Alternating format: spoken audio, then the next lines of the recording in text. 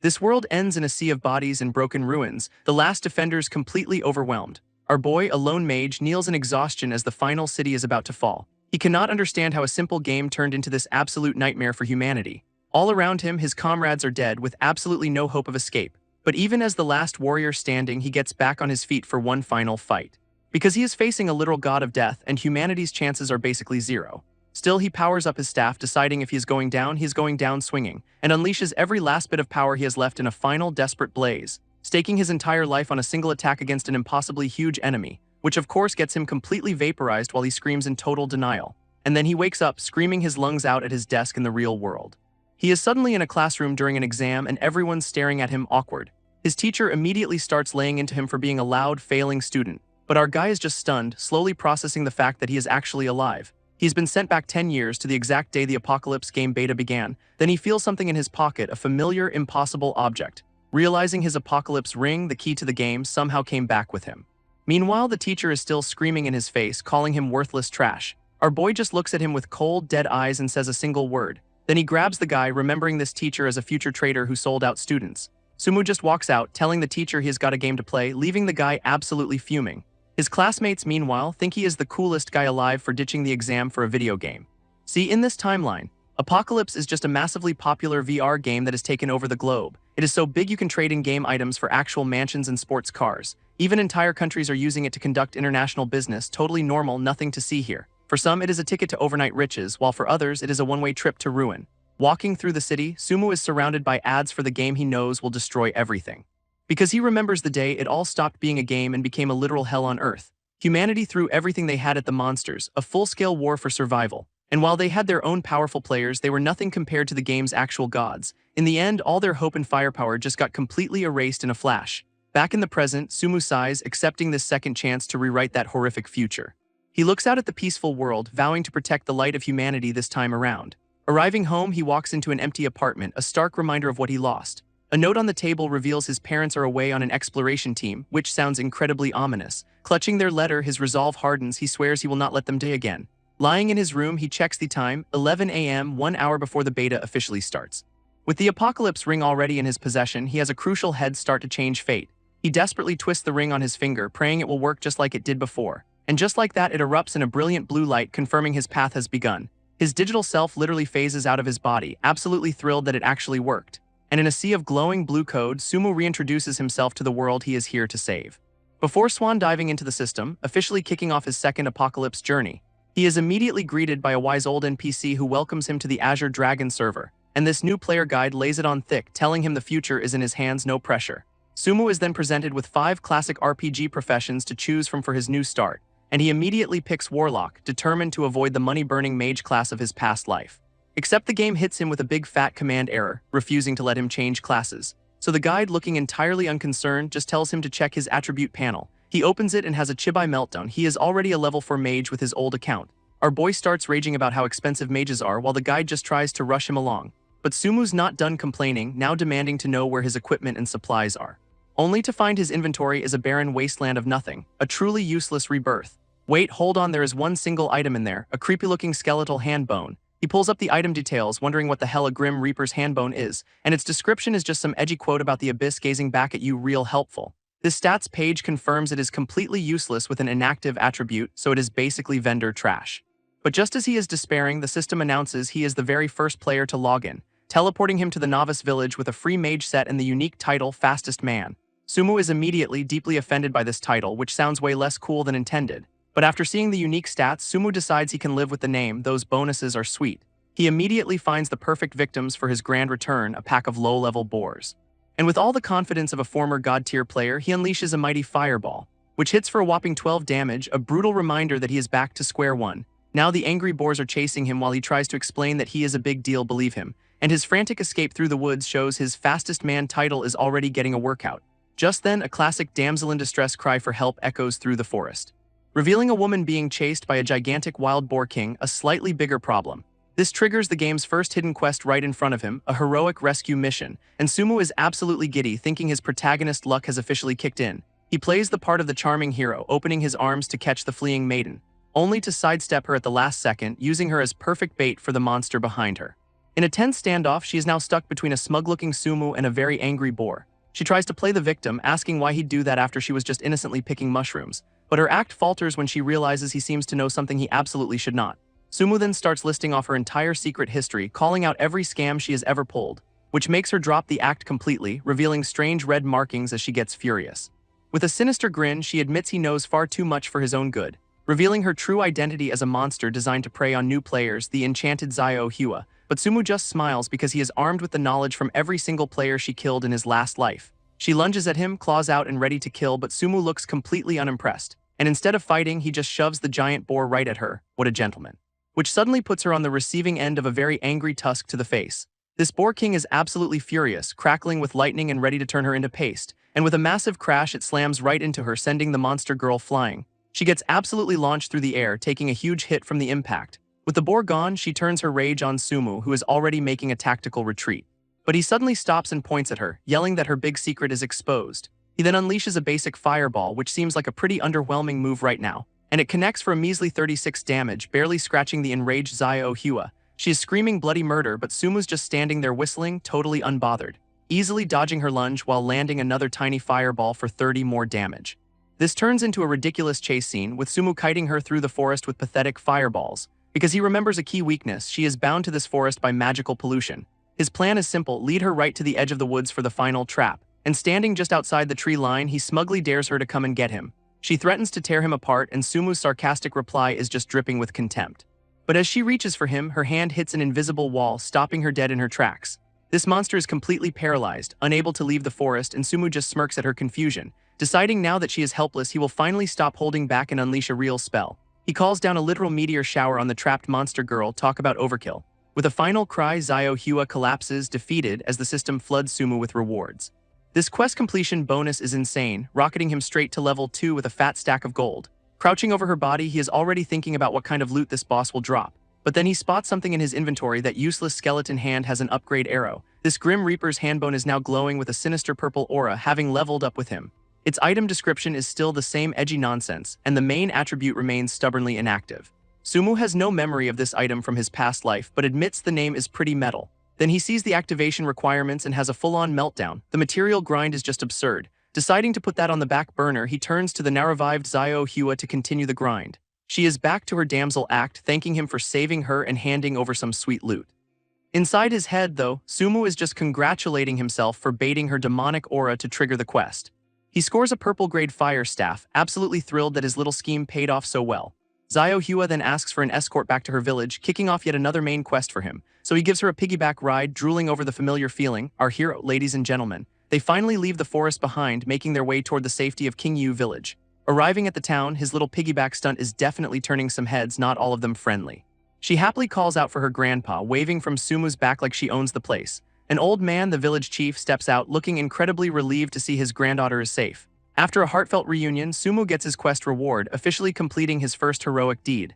This village chief tries to give a whole speech, but Sumu cuts him off, demanding the next quest immediately.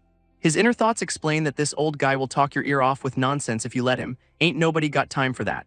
So the chief says Zio Hua needs a zombie blood cleanse for her demonic aura, and Sumu just accepts without question. With the blood of the undead mission accepted, he gets a cheery farewell from the village NPCs. Before heading out to grind, Sumu decides a well-prepared mage needs to visit the local alchemist first.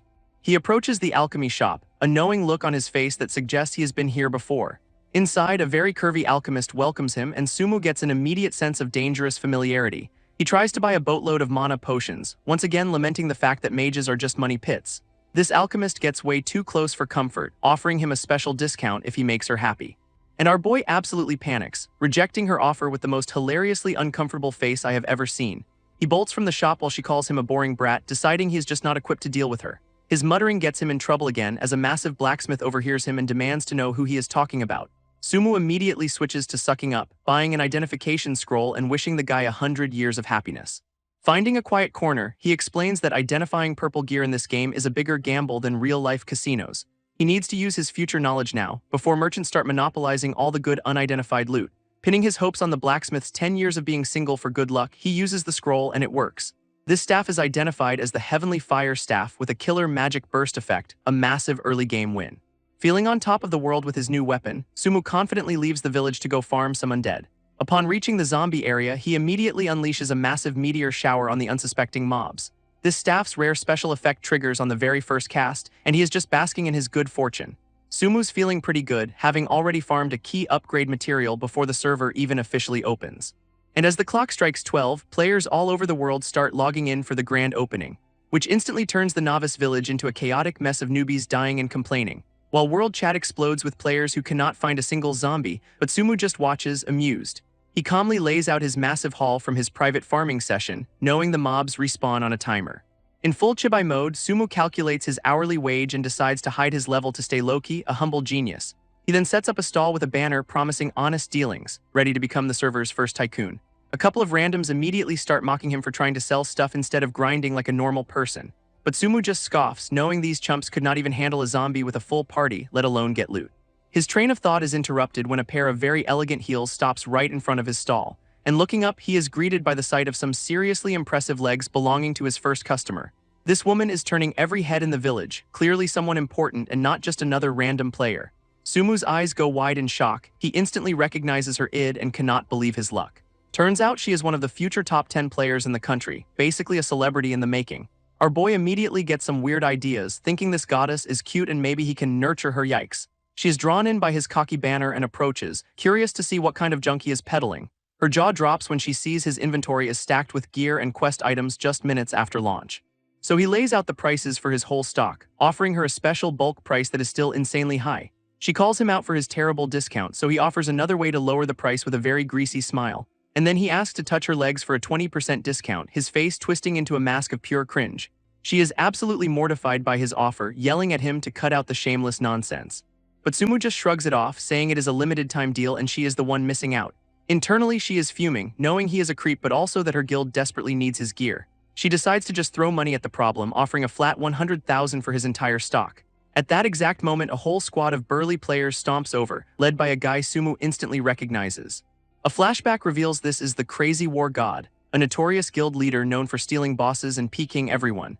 This guy apparently killed Sumu multiple times in his past life, looting his gear and setting him way back. Back in the present, the big oaf interrupts their deal, declaring that the highest bidder takes all. He immediately throws down 150k, but she fires right back with a 200k offer to shut him up. Sumu just sits back and enjoys the show, realizing these top guilds will pay anything for an early advantage. Ting Zuwan knows she absolutely cannot let her rival get this gear, or her guild will fall behind. In a moment of pure desperation, she agrees to his original creepy offer not once but 10 times over. Sumu immediately tells Crazy War God to get lost, saying he is only doing business with the pretty lady now. This guild leader absolutely loses it, threatening Sumu while his goons hold him back inside the safe zone. He is seething with rage, promising to make Sumu regret this the second he steps outside the village. With that lovely threat hanging in the air, Sumu just calmly contemplates his next move. This transaction goes through, and while Sumu looks thrilled, she is calling him a shameless scumbag. He then tells her not to worry, promising there'll be a next time and he will get his discount then. And as she walks away, she thinks that even though he is a total lech, there is something else going on. He clarifies the final deal, 120k for the goods, and says he will take her to the quest area obviously. Sumu gets right in her face, asking if she is ready to pay up on that leg-touching promise, and leaning in closer, he calls her out for trying to back out of their very weird deal. His smug little smirk shows he is enjoying every single second of her flustered silence. But then he just laughs it off, saying he will take the loss and framing it as a favor to her. As he walks off, Ting Zuwan decides this despicable guy might actually be worth helping in the future. Back in the village, Sumu turns in the quest, desperately trying to stop the chief from giving another speech. This reward levels him up to 4, and he immediately accepts a new mission to hunt some enchanted mummies. In full chibai mode, our boy is absolutely gloating about leaving all the other players in the dust. He happily skips off to the next grind spot, feeling like he is practically cheating at this point. A sudden realization hits him like a truck. He forgot something incredibly important back in town. He almost missed out on a secret deal with the village chief, a classic min-maxer oversight. A quick flashback reveals a choice. Give a hairpin to Zio Hua for rep or give it to the chief for a hidden reward. Choosing the chief nets him a permanent buff, the village chief's blessing, which is a massive early game boost. He then cheekily asks for the buff himself while other players fake injuries for attention. What a guy. Entering the demon swamp, he is hit with a nasty debuff that drains health and blocks potions. But his new blessing provides constant health regen, completely negating the swamp's deadly effect. Peering into the creepy woods, he hears the distinct sounds of trouble approaching fast, and a couple of other players come sprinting out, screaming that monsters are right behind them. This girl gets snagged by mummy bandages, completely trapped and crying out for help, while her partner just abandons her without a second thought, running for his life. Chivalry is truly dead. Sumu just stands there as the cowardly dude tries to use him as a meat shield, a classic move, and Karma strikes instantly with a mummy bandage skewering the guy right through the chest. This culprit is a level 5 enchanted mummy, a ranged attacker that literally flings its own bandages. Our boy calmly assesses the situation, realizing these things are specifically designed to be newbie killers. With his new staff in hand, he figures their slow speed is the key to winning this fight. He starts blasting away with fireballs, kiting the mob and talking some serious trash. His spells connect and he is just effortlessly dancing around their attacks while farming them down. Before long, he's got an entire horde of angry mummies chasing him through the swamp. A smug grin reveals he has a plan, remembering a special patch of deadwood forest nearby. He successfully baits the entire mob into the trap zone, confirming they fell for it hook, line, and sinker. From across a clearing, he taunts them with more fireballs, goading them into attacking. This, of course, makes the mummies absolutely lose their minds with rage, screeching at him. They all unleash a massive volley of bandage attacks, trying to snag him from a distance. Sumu effortlessly dodges through the storm of bandages like he has done this 1,000 times before. He even has time for a little internal monologue about how experienced he is. What a show-off. Then, at the perfect moment, he grabs a handful of the bandages, his trap springing shut. He quickly ties the bandages he caught to the surrounding dead trees, creating a web of anchors. Using their own attacks, he slingshots himself right over their heads to the other side. His brilliant maneuver leaves the entire mummy mob tangled in their own wrappings, completely helpless. Now he is ready to drop a massive fireball on the trapped horde, mocking how easily he handled it. A server-wide announcement pops up. The blacksmith is so mad about newbies harassing the alchemist he has issued a bounty. And in full Chibai mode, Sumu declares all other men are trash and this quest was basically made for him. His master plan is simple: finish grinding on these mummies, then go hunt down 100 thirsty players for the reward. With that, he unleashes a massive meteor shower on the helplessly tangled mummy horde below, which absolutely obliterates them, and the loot notifications start rolling in, even dropping a skill book. This drop is a warrior skill he cannot even use, but hey, it'll still fetch a pretty penny on the market. From a distance, he spots some unlucky players in the area, deciding it is time to multitask his grinding. Meanwhile, World Chat is an absolute dumpster fire of newbies complaining about the swamp and getting randomly one-shot. And look who it is, Crazy War God and his guild, posturing like heroes here to save all the struggling noobs. He rallies his troops with some truly cringeworthy battle cries, leading the whole Zerg rush into the swamp. His own guildies are totally drinking the Kool-Aid, gushing over his charisma and expensive-looking buffs. Internally, though, he is just thinking about how he is going to steamroll all the paupers in his way. This big man spots a single, solitary mummy and orders a full-scale guild assault. Talk about overkill. But just as they charge, a random fireball flies out of nowhere and completely poaches his kill. Crazy War God is completely stunned, trying to figure out which top-tier mage could possibly be out here already. Before he can process it, his guildmates start screaming warnings as more fire rains down on them. It is not just a fireball, it is a full-blown meteor shower, and his entire guild is caught in the blast zone. His whole squad is getting absolutely cooked, screaming for help as they are pelted with explosions. This carnage is glorious, with players getting vaporized left and right while screaming about being PK'd. And the system confirms it. Crazy War God is dead and Sumu's bounty progress just shot up. Sweet, sweet revenge. Sumu casually watches the swamp burn, wondering why people keep volunteering to die on his fireballs. He checks out his new level 5 skill, a massive AF freeze that is just perfect for farming idiots. Taking a quick break, he tallies his loot, over 100 gear pieces and a dozen skill books, not a bad start. His first thought is to message Tingzu Wan, getting all creepy about how good loot reminds him of good girls.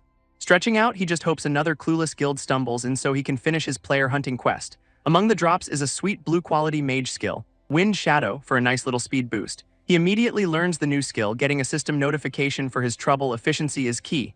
With his eyes glowing, he sets his next goal, hit level 6, then go claim the server's first boss kill. Meanwhile, in another part of the swamp, a different kind of drama is just getting started.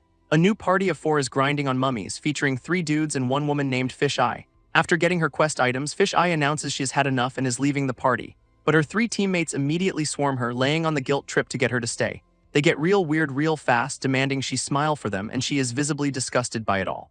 Internally, she thinks all men are shallow and gross, except for the silhouette of one particular guy. 2 of the guys then try to recruit her for their guild, offering a vice leader spot to basically be their mascot. She is completely over their nonsense, powering up a spell and telling them to shut their mouths.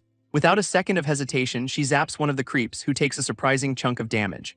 This guy is totally bewildered, wondering how she can even hurt him while they are still in a party. She scoffs at his incompetence, realizing he is one of the thirsty players from the Apothecary bounty quest. Deciding she has wasted enough time, she walks off, determined to level up and find Sumu again. She is already wondering if she will ever find Sumu again in this massive game. Meanwhile, her former teammates prove her right, calling her a decorative piece for their boss. Their leader, Death Song, is convinced she is just playing hard to get, a true visionary. Elsewhere, Crazy War God is burning cash on World Chat, trying to taunt Sumu out of hiding. His guildies are all crying foul, claiming Sumu just randomly murdered them for no reason at all. He then starts yelling at some random woman, telling her to go find Sumu herself if she is so tough. Of course, it is Tingzu Wan and her squad who calmly tell him all his noise is useless. Crazy War God is seething, realizing Sumu's massacre set them way behind her in levels. She is not even worried, focused on the gear Sumu sent and ready to swat these flies first. This just makes the big guy throw a bigger fit, screaming about Sumu hiding behind women. And right on cue, Sumu replies in world chat asking which wise guy is looking for their grandpa. Our boy strolls out of the mist, greeting his good grandson with maximum disrespect. Crazy War God immediately starts pointing and screaming, promising Sumu is about to die. Sumu's response is to just casually check his stats, completely unbothered by the mob. His enemies, however, are absolutely losing it, spotting his insane gear and that village chief's blessing. Crazy War God is just stunned silent, finally understanding he is not in the same league. Sumu just smirks, asking his grandson what his brilliant next move is going to be.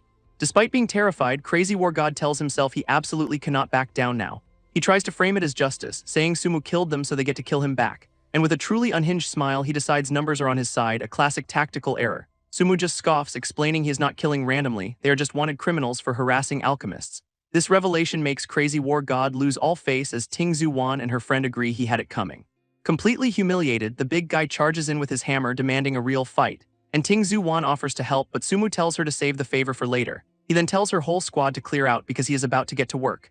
This entire guild surrounds him in group combat mode, but Sumu knows numbers are not everything. Deciding to stay and watch, Tingzu Wan wonders if he is just arrogant or actually has the skills to back it up. Sumu switches to his own group attack mode, calling them a minor drain on his mana. What a flex. He floats into the air, unleashing a multi-shot fireball barrage that has Crazy War God screaming for a shield wall. Their warriors manage to block the initial volley, prompting their leader to yell for ranged support. But Sumu is already a blur, activating his Wind Shadow skill to effortlessly dodge their counterattack. Zipping around the battlefield, he internally mocks them for blowing all their cooldowns at once like total amateurs.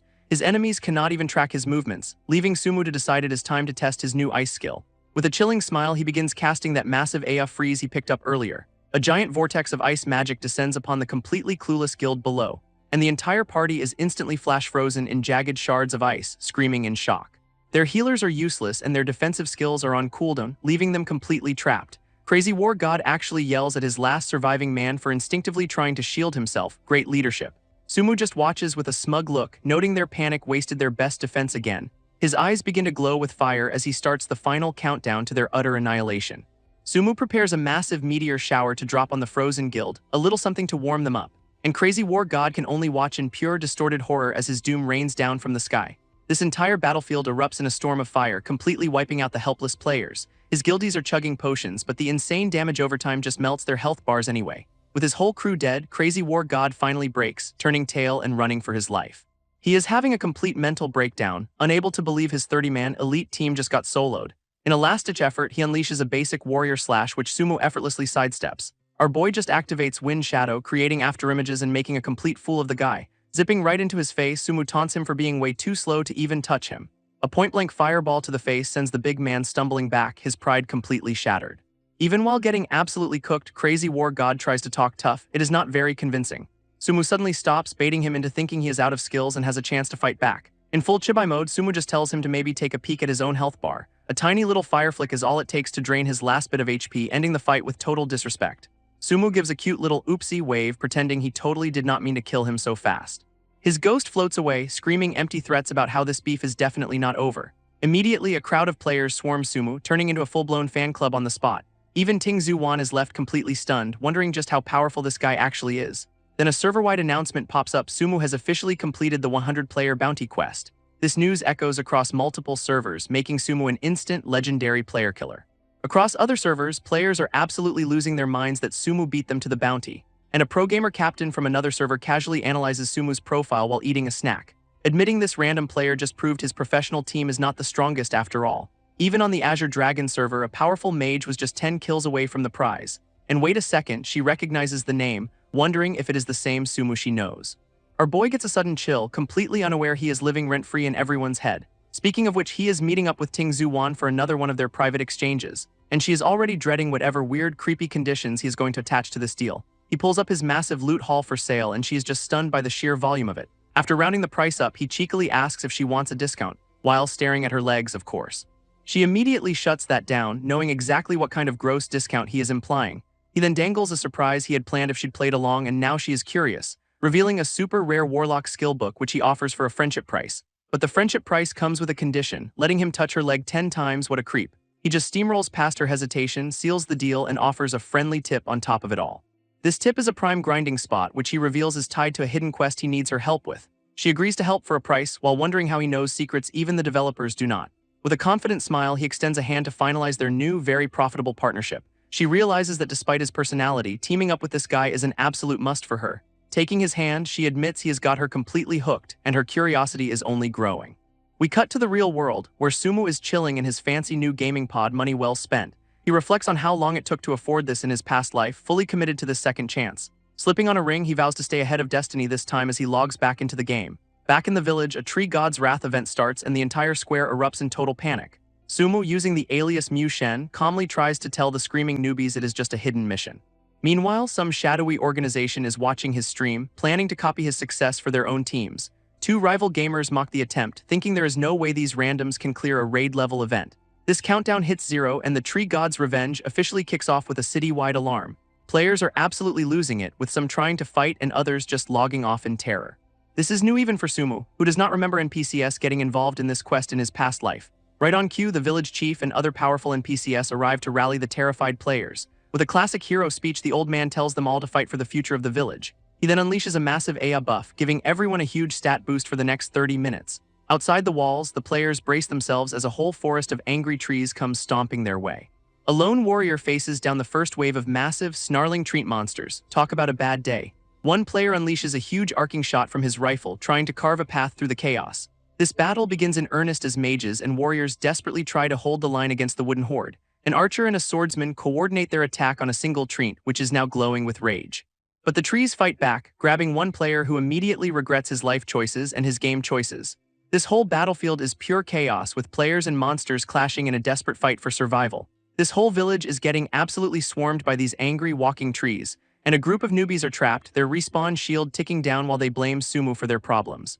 Other players are just getting spawn-camped into oblivion, screaming for the king of boasting to save them. Meanwhile, players on other servers are watching the livestream, just completely baffled by the chaos. They are all just glad it is not their server, pitying the poor souls getting their levels reset to 1. Even that shadowy organization is taking notes, admitting this event would be a huge challenge for their own pros. One of their agents just stares intently, realizing this is a major development. And then out of nowhere, a massive meteor shower starts raining down on the trees, turning the entire forest of monsters into a raging inferno. Onlookers are losing their minds, thinking someone must be cheating to pull off this level of damage. Before the trees can even recover, a massive ice spell flash freezes one of them solid, and it just shatters into a million tiny pieces. Talk about overkill. This newbies immediately recognize the combo, cheering that their hero Mu Shen has finally arrived. Our boy appears in silhouette, casually saying he was just letting them get some experience first. He then takes a quick swig of a mana potion, getting ready for the main event. Sumu fully reveals himself, asking with a smirk if it is okay for him to show off a bit. With his staff blazing, he dives right into the middle of the monster horde. And their attacks literally do 1 point of damage. He calls it a nice little massage. His new fan club is absolutely ecstatic, finally free from the respawn point and cheering their god-tier savior. Sumu just gives them a look, telling them to stop standing around and get in on the action. Inspired by their new god, the newbies charge forward with renewed vigor, except for one guy who is just confused. This livestream audience is absolutely losing it, with tons of players logging back in to leech off the event. Elsewhere, Tingzu Wan and her crew notice the respawn point is clear, immediately guessing who is responsible. Watching the chaos, her friend complains about her damage output while Tingzu Wan considers their next move. With a determined look, the three of them decide to jump back into the fray to grind some experience. Sumu is already in command mode, rallying the troops and telling the warlocks to start buffing everyone. Players start coordinating, with a warlock casting a spirit shield on a frontline warrior. Teamwork makes the dream work, I guess. Another buff goes out and Sumu looks over, noticing Tingzu Wan has finally joined the party. She makes her grand entrance, telling the other warlocks to fall in line and coordinate with her and Sumu. Under their command, the players unleash a massive, coordinated volley of magical attacks on the trees. This new strategy is actually working, with warriors holding the line and assassins finishing off the weak ones. Back at the shadowy organization, they are watching the stream in disbelief as the novice village turns the tide. This spectators are hyped, realizing Sumu clearing the respawn point was the key to this whole comeback. Meanwhile, a very salty, crazy war god tells his guild to log back in. He is not about to miss out on the loot. With a greedy smirk, he realizes this is the perfect time to swoop in and steal all the experience points. At some high-tech research institute, another group is monitoring the event, initially thinking it is no big deal. A commander orders his subordinate to analyze the data so their own nation can replicate the event's success. His subordinate panics, pointing out their players are way too low level and that Mu Shen's power is unnatural.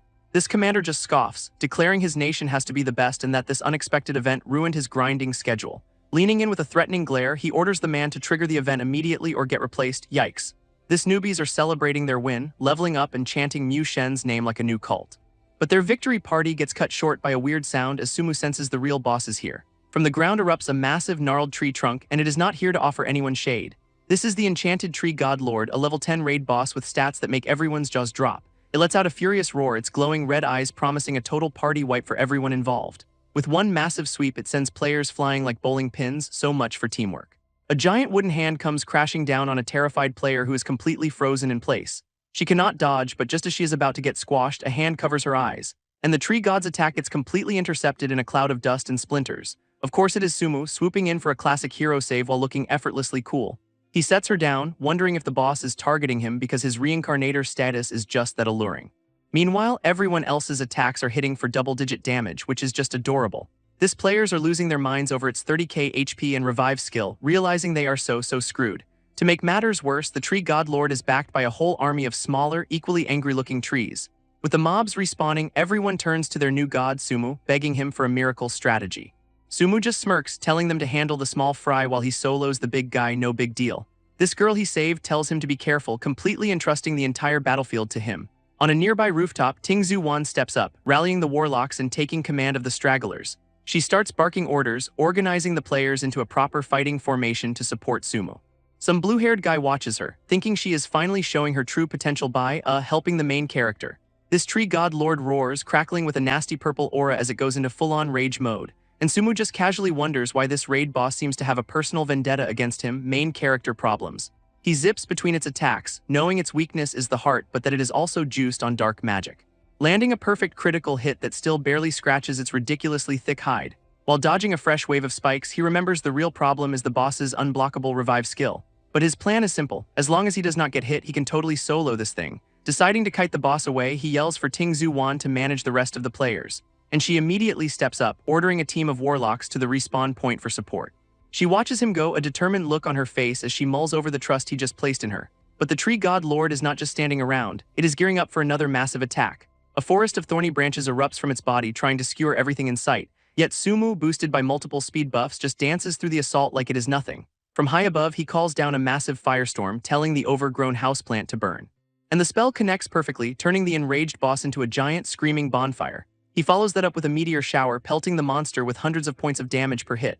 And just as the flames die down, massive ice spikes erupt from below for a nasty 1-2 punch. Sumu just smirks, offering the boss a complimentary taste of ice and fire. What a generous host. Tingzu Wan checks the boss's health, noting it is already down a third and they can win in 2 minutes. Which gets the rest of the players hyped for a final, glorious charge to claim their rewards. His timing is absolutely perfect, as the ice spell freezes the boss solid, leaving it completely vulnerable. Sumu channels his inner anime protagonist, declaring this next fireball is the grand finale, and he launches the attack, which absolutely obliterates the frozen boss in a fiery explosion. So much for godhood. As the tree god fades into nothing, it has a brief moment of existential dread, realizing it messed up.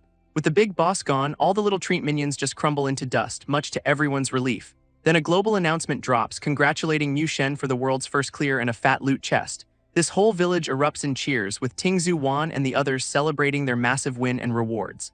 Out in the real world, a crowd watching the stream goes wild over the 10k gold prize, instant millionaires. Meanwhile, forums are on fire with players from other servers absolutely seething with jealousy over the rewards. Sumu checks his inventory, smirking that he finally has the tree god essence for his next big project. And just to rub it in, a system announcement confirms our boy has hit level 9 from all that exp. He immediately pulls out the death god's hand bone, ready to see what this creepy artifact can do. Activating it requires a few questionable ingredients, but luckily he has got them all on hand. This activation process starts with a progress bar slowly ticking up from 0%, but a wave of dark energy suddenly paralyses Sumu, who has no idea what is happening. A strange wind then whips through the battlefield as Tingzu Wan senses this quest is far from over.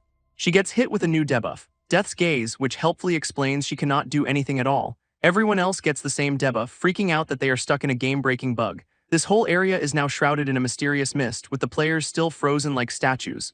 Inside the fog, they cannot see a thing, but they can definitely see their health bars dropping fast. Tingzu Wan watches her HP drain to 0, realizing she cannot use items and is not even respawning. Well, this is new. Tingzhu Wan tries to rationalize the situation, guessing the devs are just scrambling to fix a bug they caused. But her calm cracks when she realizes Sumu is missing, suddenly worried he is in some serious trouble. Meanwhile, Sumu is trapped alone in a dark forest, hit with the same debuff as his artifact activation creeps forward. Out of nowhere, a pair of terrifying red eyes rip open the sky, which is generally not a great sign. Our boy looks up at the ominous presence, the activation bar for his creepy bones slowly ticking up. These glowing red eyes just stare him down, the progress bar now hitting a solid 25%. He immediately recognizes the entity looming over him, realizing it is the actual death god. His brain goes into overdrive, remembering this is the final Apocalypse tier boss from the game's hardest dungeon. In a moment of dawning horror, he realizes activating that hand bone has fast-forwarded the end of the world. This pressure mounts as he recognizes a familiar voice. It is the same one he heard right before he died in his past life. From the shadows, the death god fully materializes, looking every bit the part of an endgame nightmare. It just looms over him, and Sumu starts thinking this whole reincarnation gig was a pretty short-lived career move. He is still completely paralyzed and cannot break free, even as the activation bar jumps past 60%. With a face only a mother could love, the death god announces its reign of darkness has officially begun. But instead of an instant game over, the big guy asks Sumu if he wants to live, offering him a chance. This offer is a special quest to become a Death Grand Mage, complete with absolutely broken, maxed-out stats. Sumu is completely floored, wondering why on earth the final boss is trying to give him a job offer. His ego kicks in, cycling through reasons like cheat codes or being too handsome before landing on Protagonist. Then he sees choice number 2, refuse and get deleted, level reset to 0, all items lost, talk about high stakes. He is absolutely agonizing over this, especially since losing his hard-earned legendary armor is on the table. With the activation bar at 90%, Sumu tries to buy time, telling the literal death god he needs to consider the offer. His inner monologue is pure desperation, vowing to hold out for humanity until that progress bar hits 100%. But the final boss is not exactly patient, demanding a choice as the activation bar hits a nail-biting 95%. Finally ready to answer, our boy laments how his whole reincarnation has been one giant mess after another. With a look of pure defiance in his eyes, he prepares to give the most predictable answer ever. And he screams his refusal, officially picking the get deleted and lose everything option on the menu. This cosmic entity is absolutely furious, calling him an ignorant ant for turning down such a generous career opportunity. Our boy just smirks back, retorting that even an ant has ambitions and he is not about to kneel to his mortal enemy. Completely done with the conversation, the death god swings its scythe, while Sumu just thinks he will start over. As the scythe comes down, he calmly thinks that in 3 seconds he will be a hero once more. What a plan. Then out of absolutely nowhere, a massive beam of holy light slams down from the sky. And this divine intervention completely blocks the scythe, shattering the attack in a blast of golden light. Sumu is completely stunned, having no idea who just saved his bacon. Death itself, however, knows exactly who this is, screaming the name Michael in absolute fury. This shadowy boss just laughs, asking this Michael if he really thinks he can save our boy. Behind him, a glowing, multi-winged angelic being materializes, leaving Sumu totally bewildered. And there he is in all his glory. Michael, Supreme Commander of the Angels, looking like he just stepped off a JRPG cover. This golden-armored angel tells the death god to go back to hell while winding up a fist full of holy fire. With one punch, he unleashes a massive pillar of light straight into the sky, aimed at the death god's face.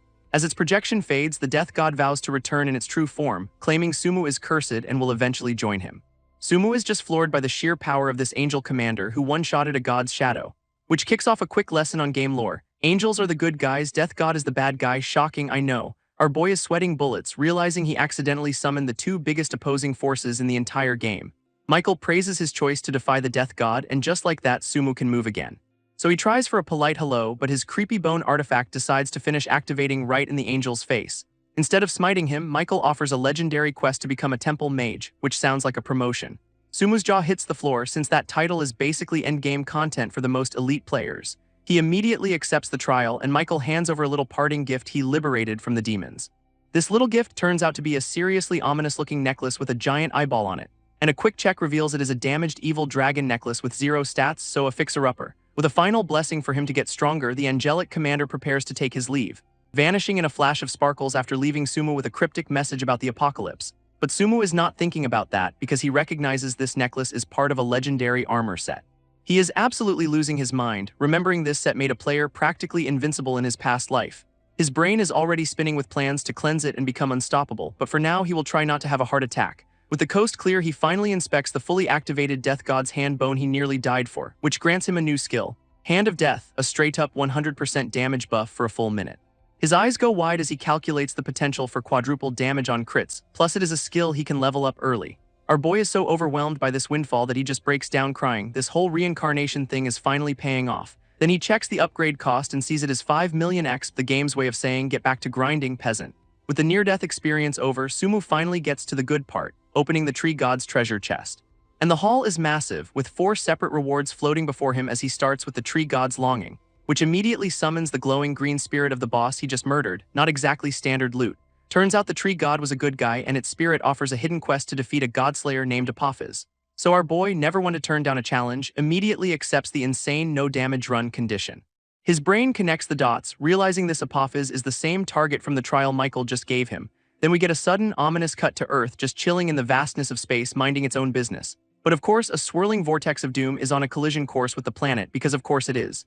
This thing is packing enough energy to be a certified planet killer, with a small but non-zero chance of impact. And the first invader to arrive post-apocalypse will be none other than the godslayer Apophis himself. Sumu knows he is only facing a weakened simulation for now, but even that is an extremely difficult challenge. A global announcement then declares some other team got the first kill, which Sumu recognizes as a pay-to-win guild.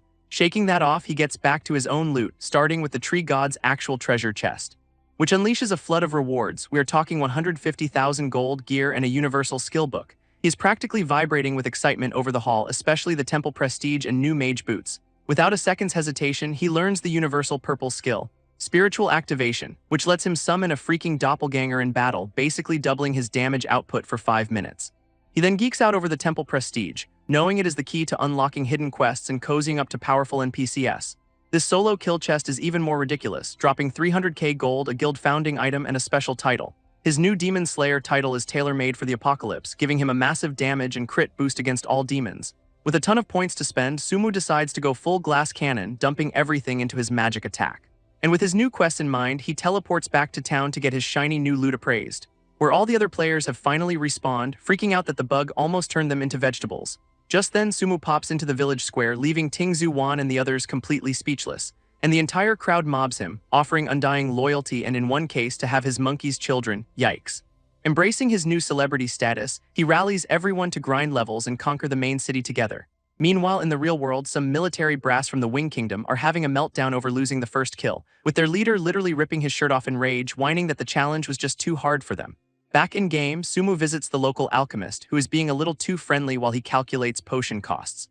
But she just hands over a huge bag of them for free as thanks for saving the village, a very welcome surprise. He immediately gets to work pouring a purification potion on the creepy eyeball necklace, hoping for legendary stats, and a flash of golden light confirms it worked, making him feel like the luckiest reincarnator alive. With a smug grin, he pulls out a perfect identification card to finally reveal the necklace's true power, practically vibrating as he commands the item to show him its glorious, game-breaking stats.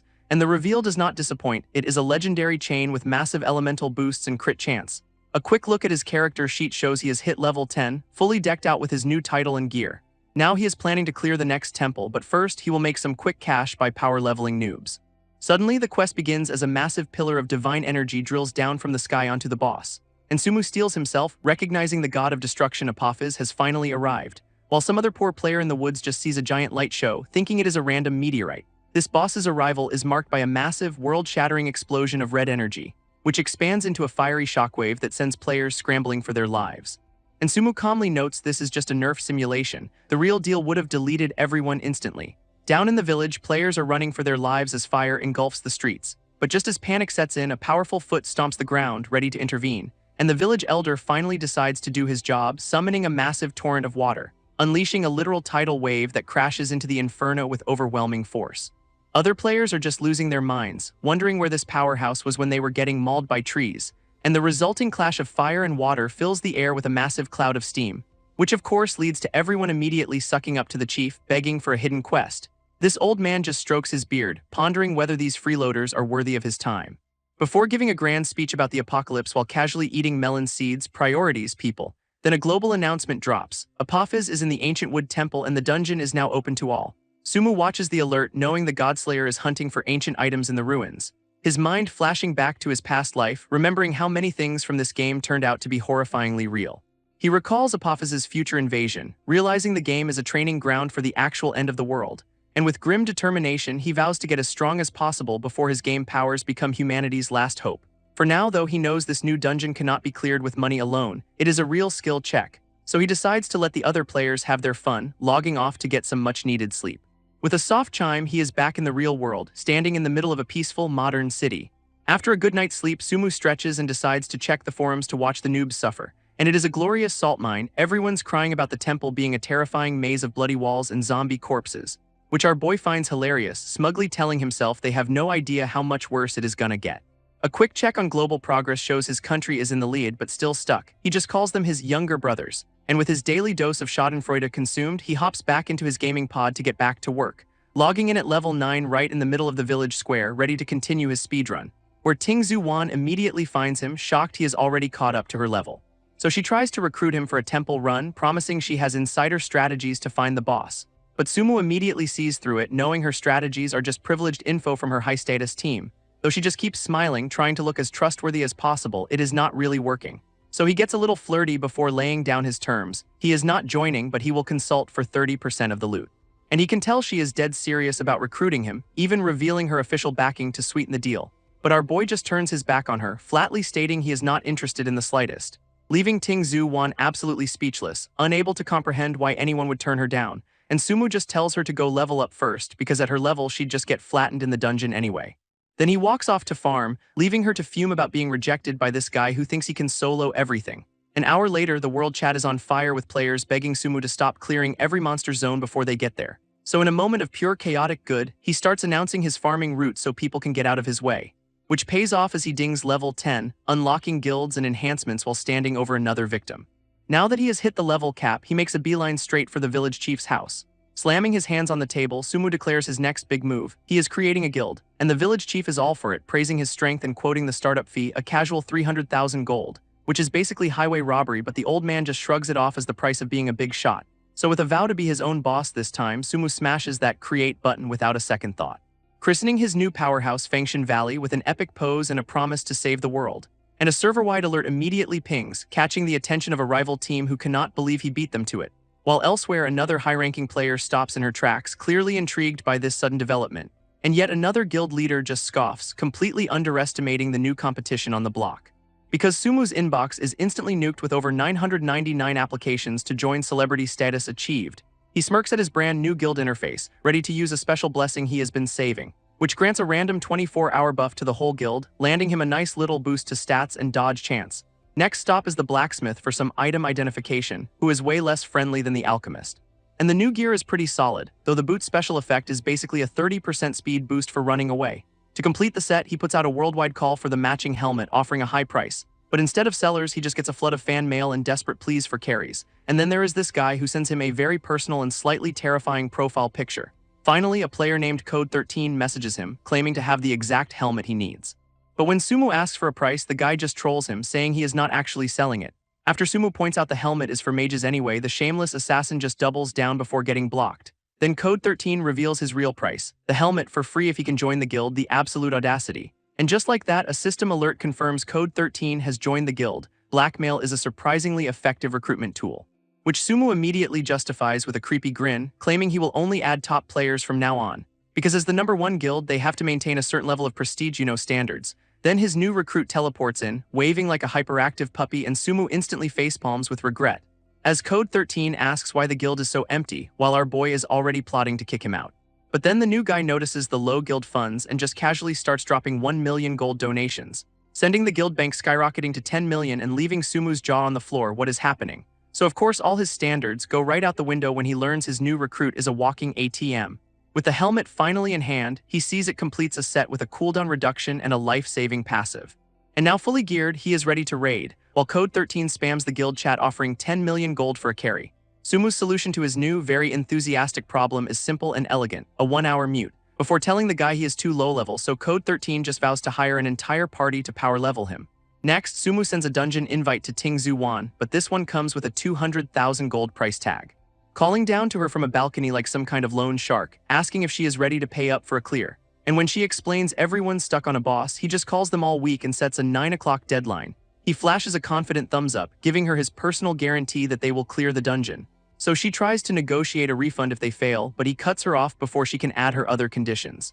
Then he just laughs it off and zips away, leaving her completely flustered and blushing in the street. Half a day later, the team assembles. Sumu, a leveled up Tingzu Wan, and Code 13, who is already fawning over his new teammate.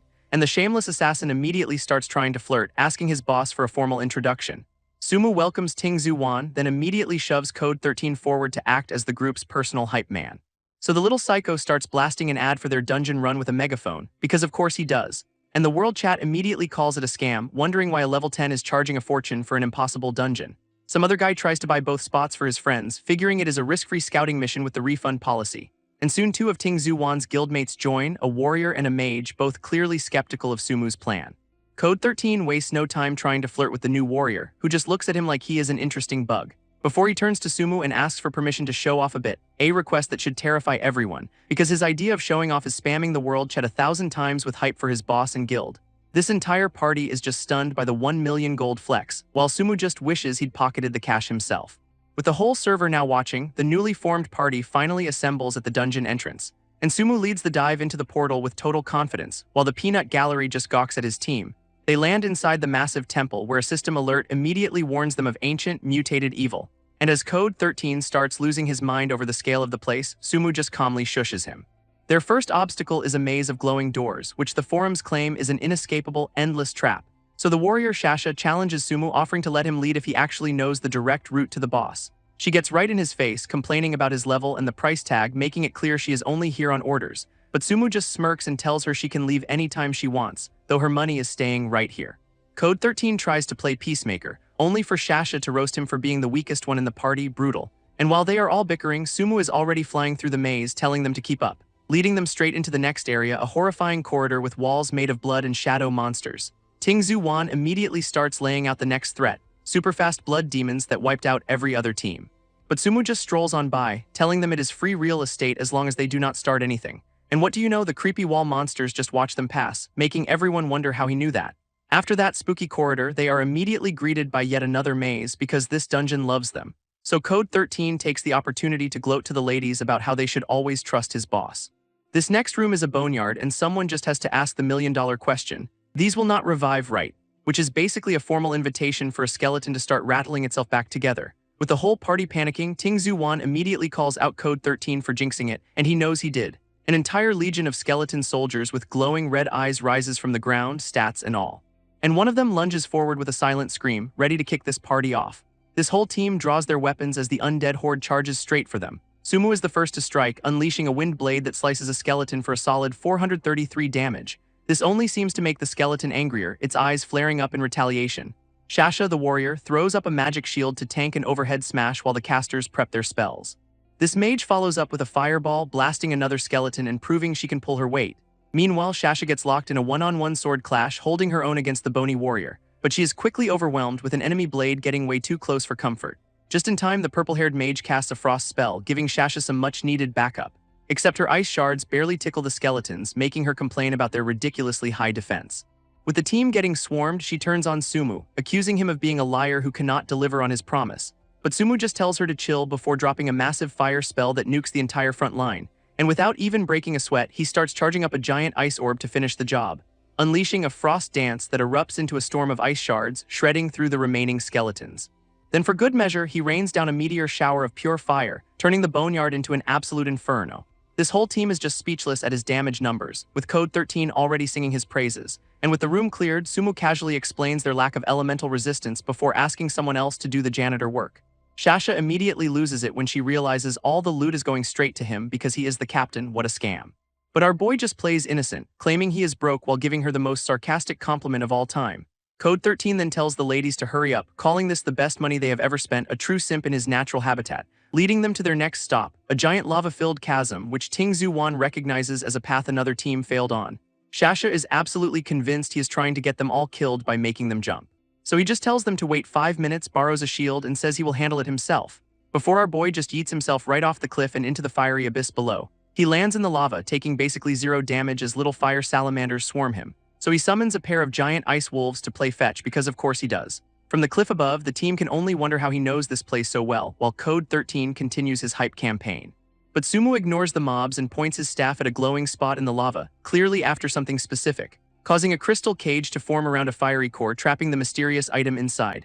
He pops back up right on time, holding his new prize, and Shasha is already accusing him of hoarding treasure. But all he pulls out is a tiny glowing chicken, leaving everyone baffled before he announces it is boss time.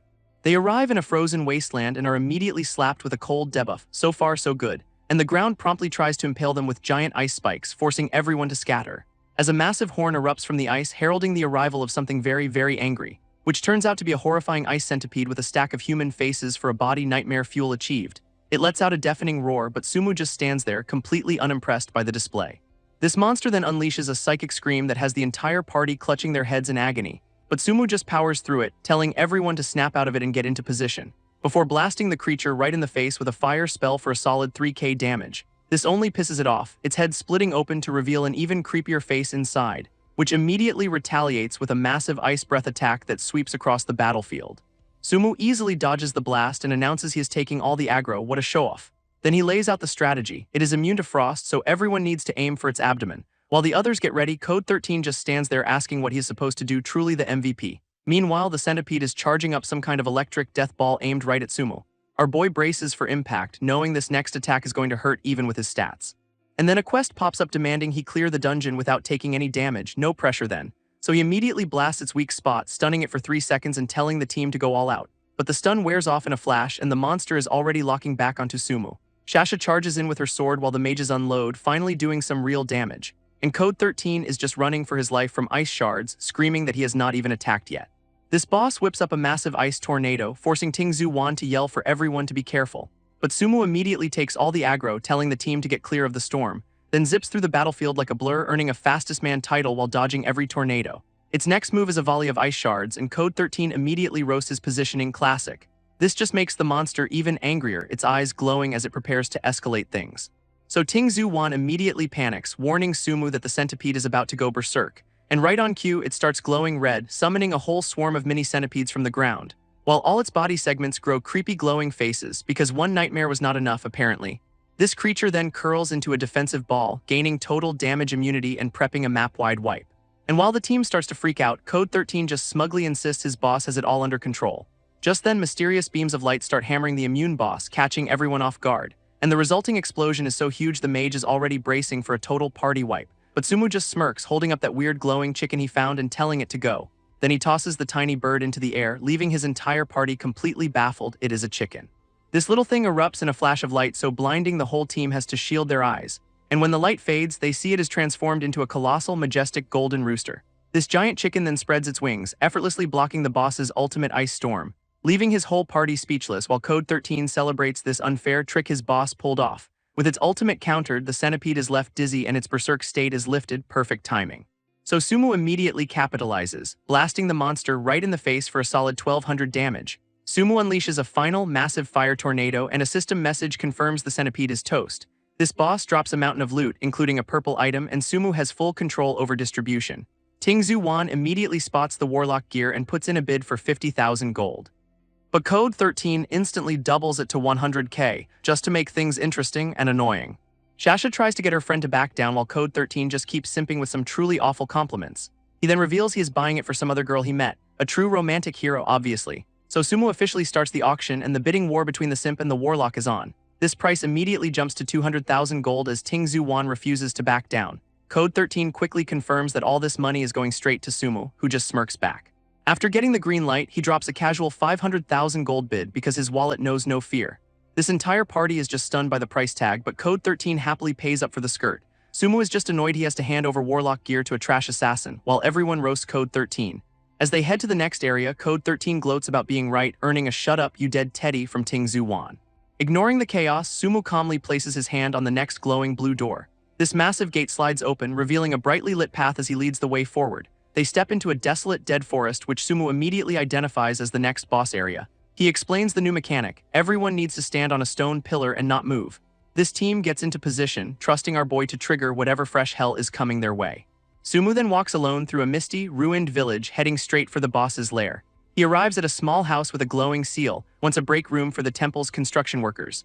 Apparently this house is cursed because 48 workers touched something forbidden and got sealed inside. And over the years, all those poor souls merged into one big nightmare that Sumu is now walking into. Meanwhile, Code 13 hears a spooky noise and Shasha immediately starts roasting him for being scared. He tries to play it off like he was worried about her, but she is not buying his brave man act for a second. So she just leans in and tells him the ghosts from the last maze are right behind him, absolutely savage.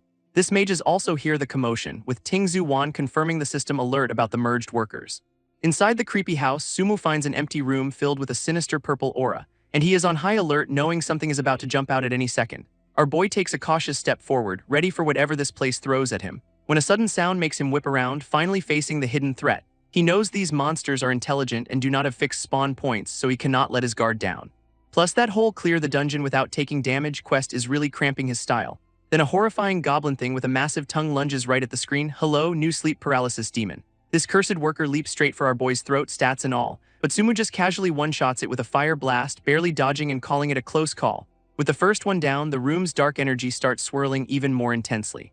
Because now a whole mob of them are phasing right through the walls to say hello. Dozens of them land on the floor at once, completely surrounding him in seconds. This entire house erupts with monsters, and Sumu is stuck right in the middle of the horde, and he is just realizing the one room at a time rule does not apply here. This is a full-on ambush. Sumu immediately counters with a massive ice spell, flash freezing the entire horde solid. But he is stuck inside this tiny house. If he leaves, the whole encounter resets. And with monsters this close, getting hit would fail his no damage quest, forcing him to think fast, so he pulls out a new skill. Energy Surge, which summons a perfect mirror clone of himself. And just like that, he's got a blue-tinted twin ready to throw down. Now for every fireball he casts, his clone casts 1-2, a 2-for-1 deal on monster cleanup. Even with the clones have damage, they are successfully holding back the tide of cursed workers. But his spirit power is draining at double the rate, leaving him on a tight clock. As even more monsters pour in, Sumu realizes he needs a more creative solution. He turns to his clone with a sly grin and a very suspicious "Bro, I am sorry." Then our boy just kicks his own clone directly into the mob to take all the aggro. While the monsters swarm his decoy, Sumu casually chugs a potion in the background, a true strategist. With the kill count finally high enough, he triggers the next phase with a final ice blast. This remaining monsters flee into a sealed room as a system warning basically tells him to run for his life. Behind the door, their shadows begin to twist and merge into one horrifying entity. Sumu explains the mechanic. He has to let them finish merging, or they will just respawn infinitely.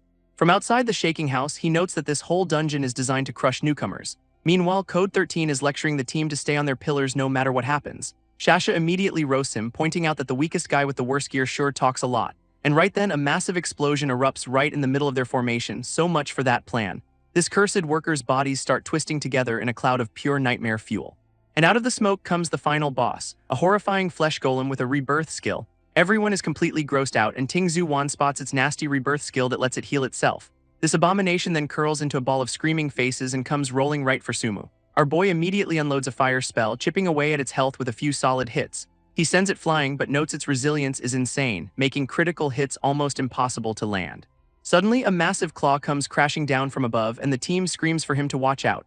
Sumu just blasts it right back in the hand for a cool 1400 damage, not even flinching. Its hand explodes, splattering corrosive blood that melts a tree, a lovely detail Sumu almost forgot. He then lays out the plan. They have to lure it to one of the pillars to stop its healing. With its new target set, the creature scrambles towards him on a dozen creepy limbs. As he kites it with fireballs, Sumu warns everyone its blood causes unhealable poison damage. While the others use their skills, Code 13 just starts frantically climbing a pillar to save himself. Of course, the monster's tendrils immediately target him and he is just screaming his head off. This rest of the team unleashes their attacks, desperately trying to pull aggro off their useless teammate. Just in the nick of time, Sumu steps in to save the day, much to everyone's relief. He unleashes a massive ice spell with a casual "You are welcome, ever the showman." His spell flash freezes the monster's limbs, stopping it dead in its tracks as Code 13 gawks. These ice serpents then wrap around the pillars, completely locking the boss in place. His entire party just stares, completely stunned by the sheer scale of his power. Sumu's ice serpents have the monster completely locked down, a perfect trap.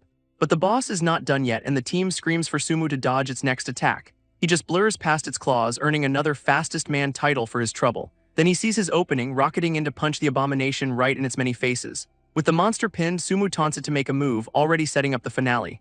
Our boy then activates the pillars, telling everyone to stand in the light and stay put. These ancient columns erupt with purple energy, forming a massive ceiling array in the sky. All that power converges directly on the trapped boss, bathing it in a holy light. This creature just writhes in agony as the seal purifies it, a truly brutal light show. His whole party is just blown away by the spectacle, completely forgetting they are in a game. Tingzu Wan is the first to notice the boss has a new status effect, pointing it out.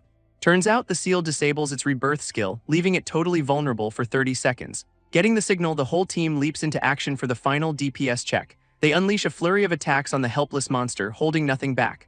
A massive meteor shower rains down, absolutely shredding the boss's health bar. Its grotesque body finally starts to crumble under the relentless assault from the party.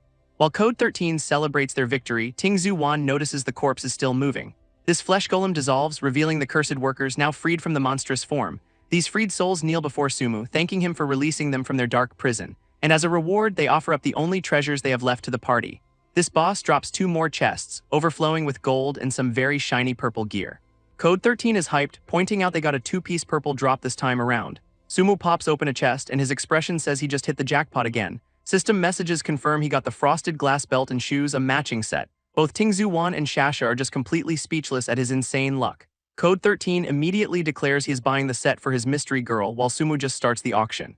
And just like that, our simp drops a cool 1 million gold for the 2 pieces, no hesitation. He then taunts Tingzu Wan, who just coldly tells him she does not want them anymore. Our boy just laughs it off as the girls stare in disbelief at his spending habits. Meanwhile, Sumu notes that this guy is a total unknown from his past life and feels bad for Tingzu Wan. With the loot distributed, Sumu announces it is time to head to the next level.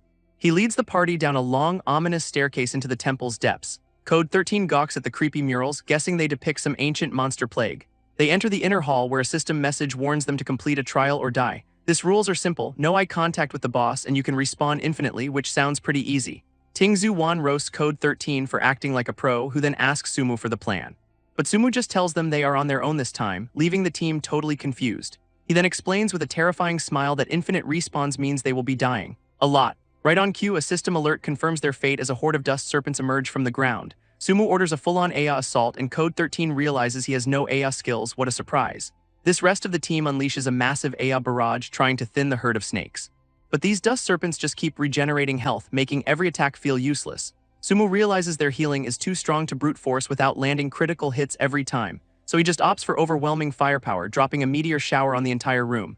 Meanwhile, Code 13 gets absolutely demolished by a serpent's tail, our hero, everyone. He just gets his face repeatedly slammed, screaming his head off the entire time.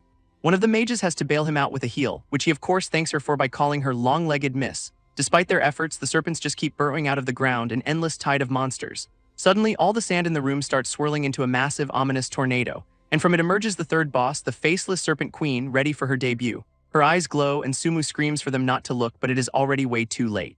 This entire party gets hit with an unhealable poison that paralyzes them and drains 100 HP a second. Code 13 is the first to go, getting zapped right in the face for breaking the one rule. Soon the rest of the team collapses as the poison melts their health bars to 0. Code 13 revives just in time to get instantly killed again. Welcome to the death loop, buddy. This whole party is now stuck in a cycle of respawning and dying, complaining that the game is too hard. After letting them suffer, Sumu finally steps in, telling them to close their eyes and back away. He then asks how they enjoyed the fun, and Code 13 immediately begs to be carried from now on. Just as they catch their breath, Sumu announces the boss is about to transform for round 2. This serpent queen towers over them, officially inviting them to open their eyes and start the real fight. This faceless serpent queen makes her grand entrance, and her stats confirm she is a total beast. Sumu tells everyone to use ranged attacks, but Code 13 pipes up that he does not have any peak performance. This team opens fire, but the queen is way too fast, easily dodging their spells. One of the mages manages to land a few hits, celebrating her tiny victory a little too early, because the boss immediately retaliates, spewing a massive cloud of deadly poison everywhere. Sumu screams for everyone to watch out for the poison spray, trying to keep his team alive. He barks out orders for Shasha to protect the healer while the others fall back immediately. Shasha throws up a massive energy shield, just barely holding back the toxic onslaught, but even with the barrier, the sheer force of the attack sends most of the party flying. Code 13, meanwhile, is just plastered against a wall, looking absolutely terrified, a true warrior. So Sumu summons his energy clone again, getting a sweet magic attack boost for his trouble. His clone immediately unloads a massive fireball right into the queen's face. Sumu then orders his clone to switch to ice support, setting up their next big push. With that opening, the entire party charges forward, unleashing a coordinated barrage of skills. Their assault actually works for once, and the boss's health bar finally takes a solid hit. But the queen is far from finished as her eyes begin to glow with a menacing light. Tingzu Wan realizes what is happening, warning everyone that a massive curse is coming. This boss then unleashes her myriad serpent's curse, a literal tidal wave of spectral snakes. Everyone is completely swarmed, and Shasha complains about her phobia of crowds, priorities people. Sumu realizes the fight has changed, this skill should not be here, and they need a new plan fast. Sumu eyes his clone, deciding it is time for a noble sacrifice, his clones of course. He then boots his own clone into the air, dubbing it the human cannon, a truly innovative strategy. This clone rockets headfirst into the Serpent Queen, who looks utterly confused by this tactic. His party just stares, wondering if using your clone as a projectile counts as selling out a teammate. As the clone latches onto the queen's face, Sumu screams for everyone to exploit the opening. This whole team unloads everything they have got, knowing the clone will only last for 3 seconds. Right on schedule, the clone detonates in a massive explosion, stunning the boss completely. Leaping in for the kill, Sumu tells everyone to ignore the ads and focus on the main target. But he is now surrounded by snakes, realizing a single hit will make him fail his personal quest. With no room left to dodge, he finds himself completely trapped by the slithering curse. Deciding to take a gamble, he charges up a massive fireball to blast his way out. His spell flies towards the lunging snakes as the boss's health bar hits critical levels. At the last second, a snake gets right in his face, ready to deliver the final blow. But his team comes in with a clutch save, unleashing their own spells to protect him. Sumu just casually catches the snake mid-strike, flash freezing it solid with his bare hand. That opening is all they need to land the final, devastating blow right to the queen's head. This serpent queen and her spectral minions finally begin to dissolve into nothingness. As the threat fades, Sumu breathes a sigh of relief, happy his wild guess paid off. And right on cue, 2 massive flashes of light signal the boss loot has finally dropped. System messages confirm they have scored a ton of crimson refined stones, a very valuable prize. Sumu just laughs off the close call, while Tingzu Wan admits she was genuinely worried for him. He then gives the hooded mage a head pat for being so reliable. Time to check the loot. Naturally, Code 13 is clueless about the stones, so Sumu explains they are priceless gear enhancement materials. But just as they are admiring their haul, a massive rumbling from above grabs their attention. At the far end of the hall, a massive stone gate starts to grind open on its own. It reveals a dark passage billowing with an ominous, otherworldly blue mist. With the path now clear, the whole team cautiously approaches the mysterious entrance. System messages confirm this is the final level with a simple rule: worship the statue or die. Our boy's face goes grim. He knows this place from his past life as the home of a world-ending threat. Code 13 then asks if Sumu is tired, wondering if they are expected to tackle the 4th level. This guy immediately gets flustered, admitting they cannot even clear the 1st floor without being carried. Sumu just sits down, telling everyone to take a break and wait for their cooldowns to reset. Then Code 13, ever the gentleman, orders the long-legged sorceress to give Sumu a massage. Her guildmates are instantly furious, defending their president from his absolutely ridiculous request. But to everyone's shock, Tingzu Wan actually starts massaging him, finding the idea surprisingly nice. Meanwhile, Code 13 gets chased by the other sword-wielding girl for calling her a witch, a classic romance. With their breakover, the entire party steps into a massive blue teleportation field. They arrive in a stormy wasteland only to find the grand statue is already headless and destroyed. Lightning cracks across the sky, illuminating the massive, decapitated statue in all its glory. And our brave warrior Code 13 is hiding behind Sumu, who roasts him for being scared when the girls are not. Just as they are taking in the scenery, a massive demonic claw erupts from the ground, shattering the stone floor as this absolute beast of a monster pulls itself free. It is a colossal black dragon and it is staring right at them. Talk about a warm welcome. This thing is crackling with power, looking like it just stepped out of a nightmare. Its stats are all question marks, and Tingzu Wan realizes this was the mount for that headless statue.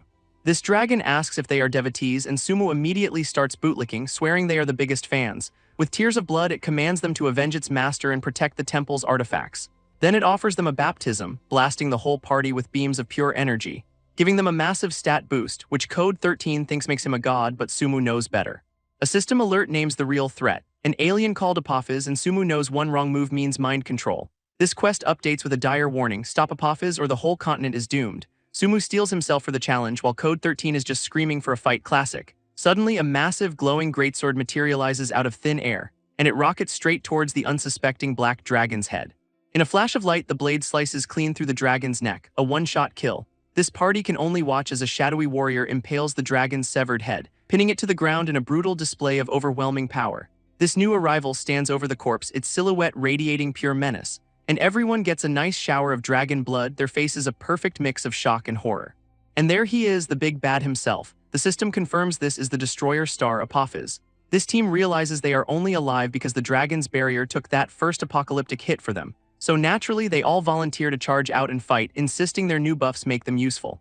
Sumu is actually touched by their sudden bravery, wishing everyone could be this united for the real apocalypse. But he just leaps out of the protective bubble alone, ordering them to stay put like a good little support crew. He lands outside, declaring that for a no-damage clear he has to solo this and he will kick anyone who follows. And the boss's stat sheet pops up, revealing Apophis is a level 100 alien lord with terrifying stats. Back in the cheap seats, the party is absolutely losing it over the level gap. They are not even level 10. But Tingzu Wan spots a critical detail. Apophis is suffering from a heavy injury debuff, weakening it by 90%. They also notice a true damage status, which means Sumu is about to feel 100% of the pain from every hit. Apophis looms over our boy, asking why he smells like death, and Sumu just smirks back, ready to trade barbs. This alien lord dismisses him as mere food, demanding to know where his foolish teammates are hiding. Sumu just casually raises his staff, informing the cosmic horror that he is all the backup he will ever need. Apophis finds this hilarious, summoning a massive energy sword while calling him weak and arrogant. It raises the crackling blade high, ready to swat this little pest out of existence once and for all. This ground absolutely shatters as the sword slams down, unleashing a storm of lightning and debris. But Sumu is already on the move, effortlessly dodging through the storm of shrapnel with a grin. He immediately retaliates with a volley of fireballs, landing several direct hits on the enraged boss. Now thoroughly annoyed, Apophis starts ripping up the arena floor, hurling massive boulders at him. Sumu just hops onto one of the flying rocks, using it as a surfboard while explaining he is not dumb enough to brawl. From his new vantage point, he prepares another spell, ready to kite this monster using his past life knowledge. His ice spell slams into Apophis, chipping away at its health with a flurry of critical hits. This alien lord is absolutely furious, calling Sumu a despicable, cunning human for outsmarting it. In retaliation, Apophis unleashes a massive, swirling vortex of pure destructive energy. From their bubble, the party panics, wondering how Sumu could possibly dodge an attack that big. Suddenly, a server-wide announcement declares that Sumu is fighting the final boss, shocking everyone online. Other players completely lose their minds. They are still stuck on the first floor and he is at the end. A whole list of server firsts pops up, cementing Sumu's team as national legends. Meanwhile, at the Wing Country Research Institute, some rival officials are just learning the news. Their leader throws an absolute tantrum, kicking a monitor while screaming about his useless team. After calming down, he immediately orders his staff to find Sumu and offer him a 500 million salary. This guy is completely convinced that a player from a mere ancient country will grovel for the chance, and now it is a global bidding war with other nations offering billions and even 100 actresses. Classy. Back in the arena, the ground is a shattered wasteland from the sheer force of Apophis's attack. But Sumu knows the secret. This area attack is just a ground-based shockwave with a fatal flaw, so he just casually dives into the water, knowing the attack cannot reach him there. His team, however, is still watching the apocalypse unfold, completely terrified for their leader. Tingzu Wan quickly checks the party stats, pointing out that Sumu's health bar is still completely full. And there he is, just chilling underwater while a cataclysmic attack rages above him. He knows that after this ultimate move, Apophis will be staggered and wide open for a counter popping back up. Sumu unleashes a meteor shower, taking a huge chunk out of the boss's health. Apophis slams its sword down, but Sumu's already in the water, thinking he is completely safe. Except the boss immediately unleashes a second shockwave, which is definitely not in the strategy guide. This new attack blasts him right out of the water, and he is wondering if the devs patched the difficulty mid-fight. To make matters worse, Apophis dives right in after him, ready for a little underwater execution. Our boy is now swimming for his life, looking like he is about to be eaten by a cosmic horror shark. In the real world, he is literally holding his breath in his gaming pod because his no-damage run is on the line. He is struggling to hang on, his face a perfect picture of I refuse to drown in a video game. With a huge gasp, he finally breaks the surface, getting some much-needed oxygen. Apophis is out too, but Sumu realizes that with its sword out, it cannot use that cheap shockwave again. Back on his feet, he immediately starts blasting away with another volley of fireballs. And his gear procs a special flash effect, stunning Apophis for 5 whole seconds, a beautiful lucky break. This alien lord just flails around uselessly, calling him an annoying ant while missing every single swing. Sumu uses every last millisecond of that stun to unload a ton of damage right into its face. With the stun over, he gives himself a little thumbs up, reminding himself to stick to the plan, hit and run. Meanwhile, his party is just watching in awe, completely convinced he is going to be a legend. Tingzu Wan gets all philosophical, realizing this apocalypse is more than a game and pondering her future role. Another meteor shower rains down from the sky, hammering Apophis with even more damage. From their safe little bubble, the team is screaming encouragement, ready to post this win all over the forums. Apophis is absolutely radiating rage now, asking if these foolish humans really think they can win. Then it starts powering up, promising to show them its ultimate form, because of course there is another phase. Apophis goes full anime villain, unleashing a world-destroying transformation that engulfs everything. This attack forms a massive, swirling vortex of pure destructive energy, not exactly subtle. It completely vaporizes the water and shatters the entire landscape into nothing but rubble.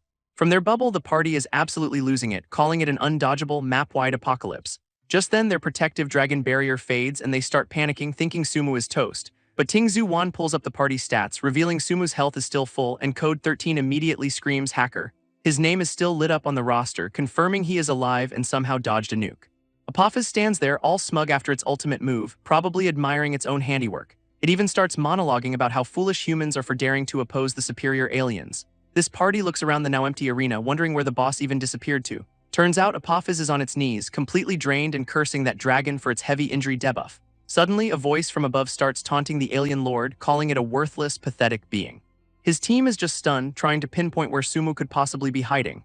And there he is, standing completely unscathed on a tiny ledge right under the boss's feet. Talk about a blind spot. Everyone finally gets it. The most dangerous place was actually the safest, a truly galaxy brain move. Now it is 2-on-1 as Sumu and a newly summoned clone face down the weakened alien. He activates his Hand of Death skill, doubling all his damage for the grand finale.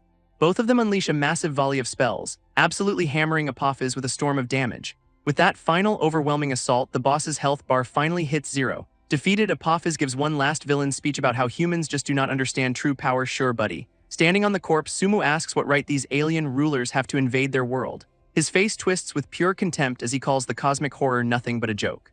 Then he slams his staff down, delivering one final punctuation mark of a blow.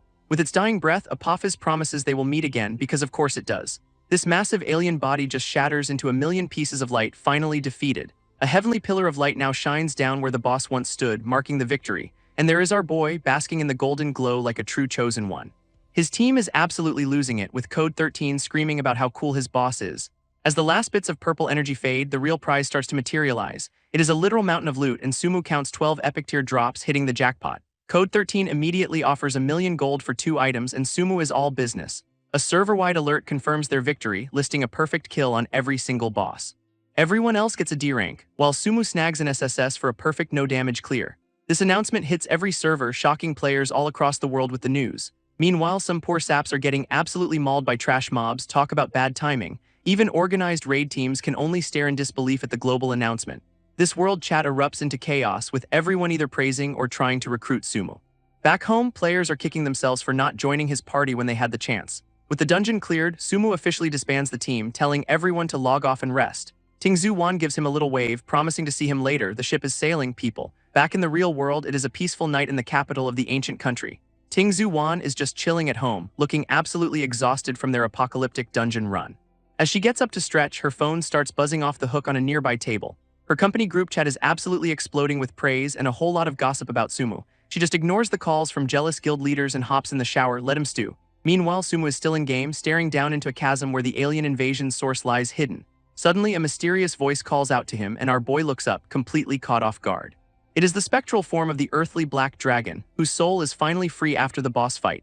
This dragon gives a whole speech about its master and offers a final gift to the warrior who avenged them. And boom, a piece of legendary tier damaged evil dragon armor appears right in front of him. With its duty done, the dragon's soul fades into the sky as Sumu respectfully sees it off. He logs out, opening his eyes back in his pod and feeling the weight of that dragon's legacy.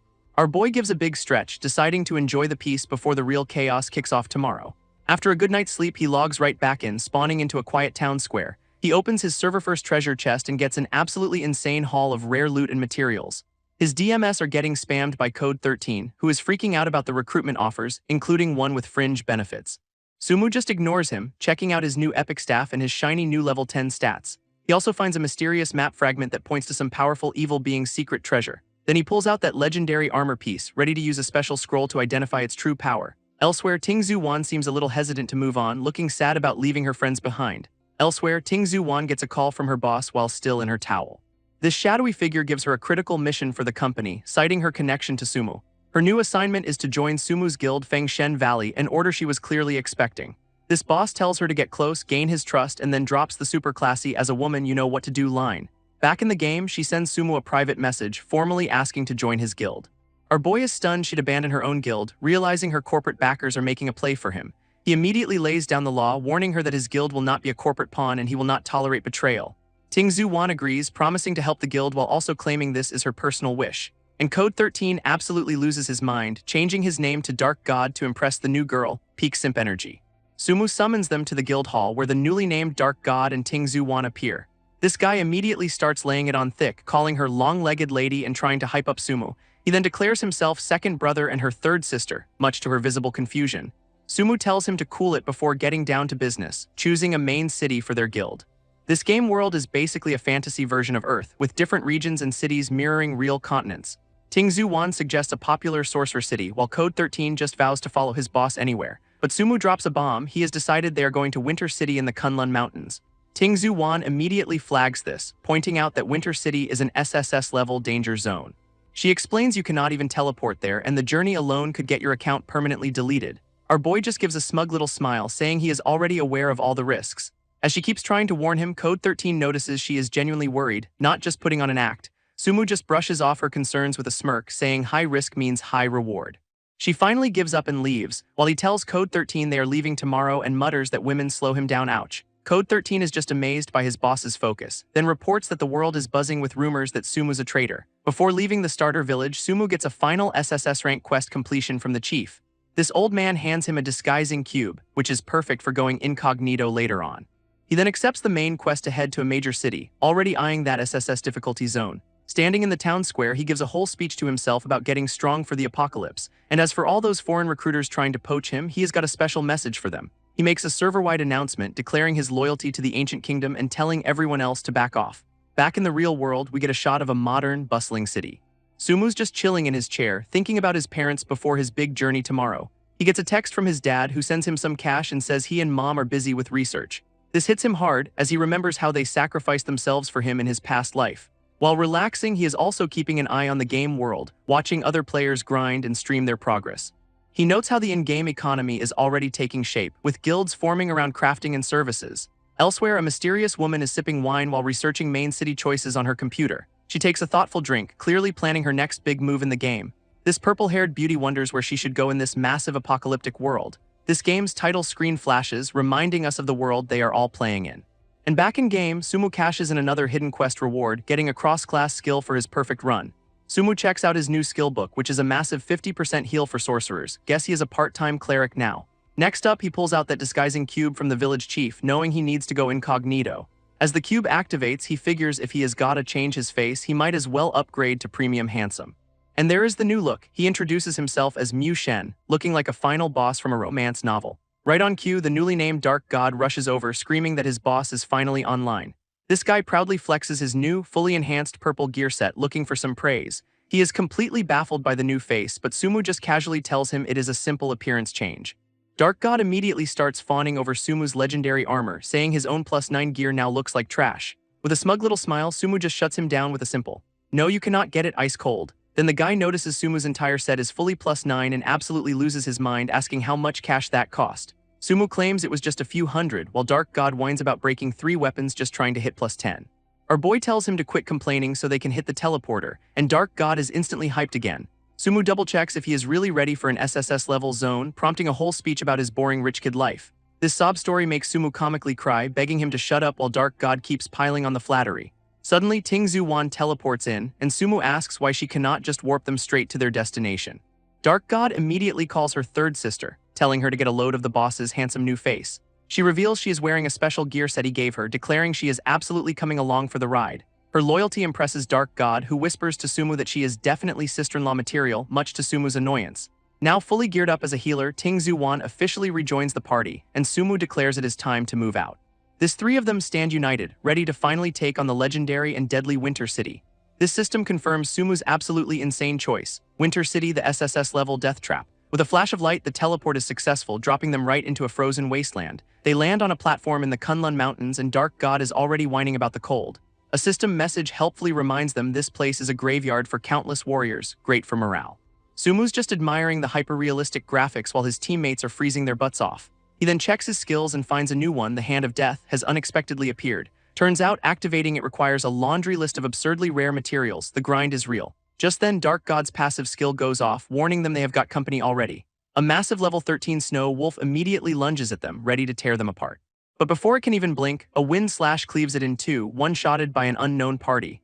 A new guy with a comically large sword steps out, recognizing Sumu's alias from the server announcements.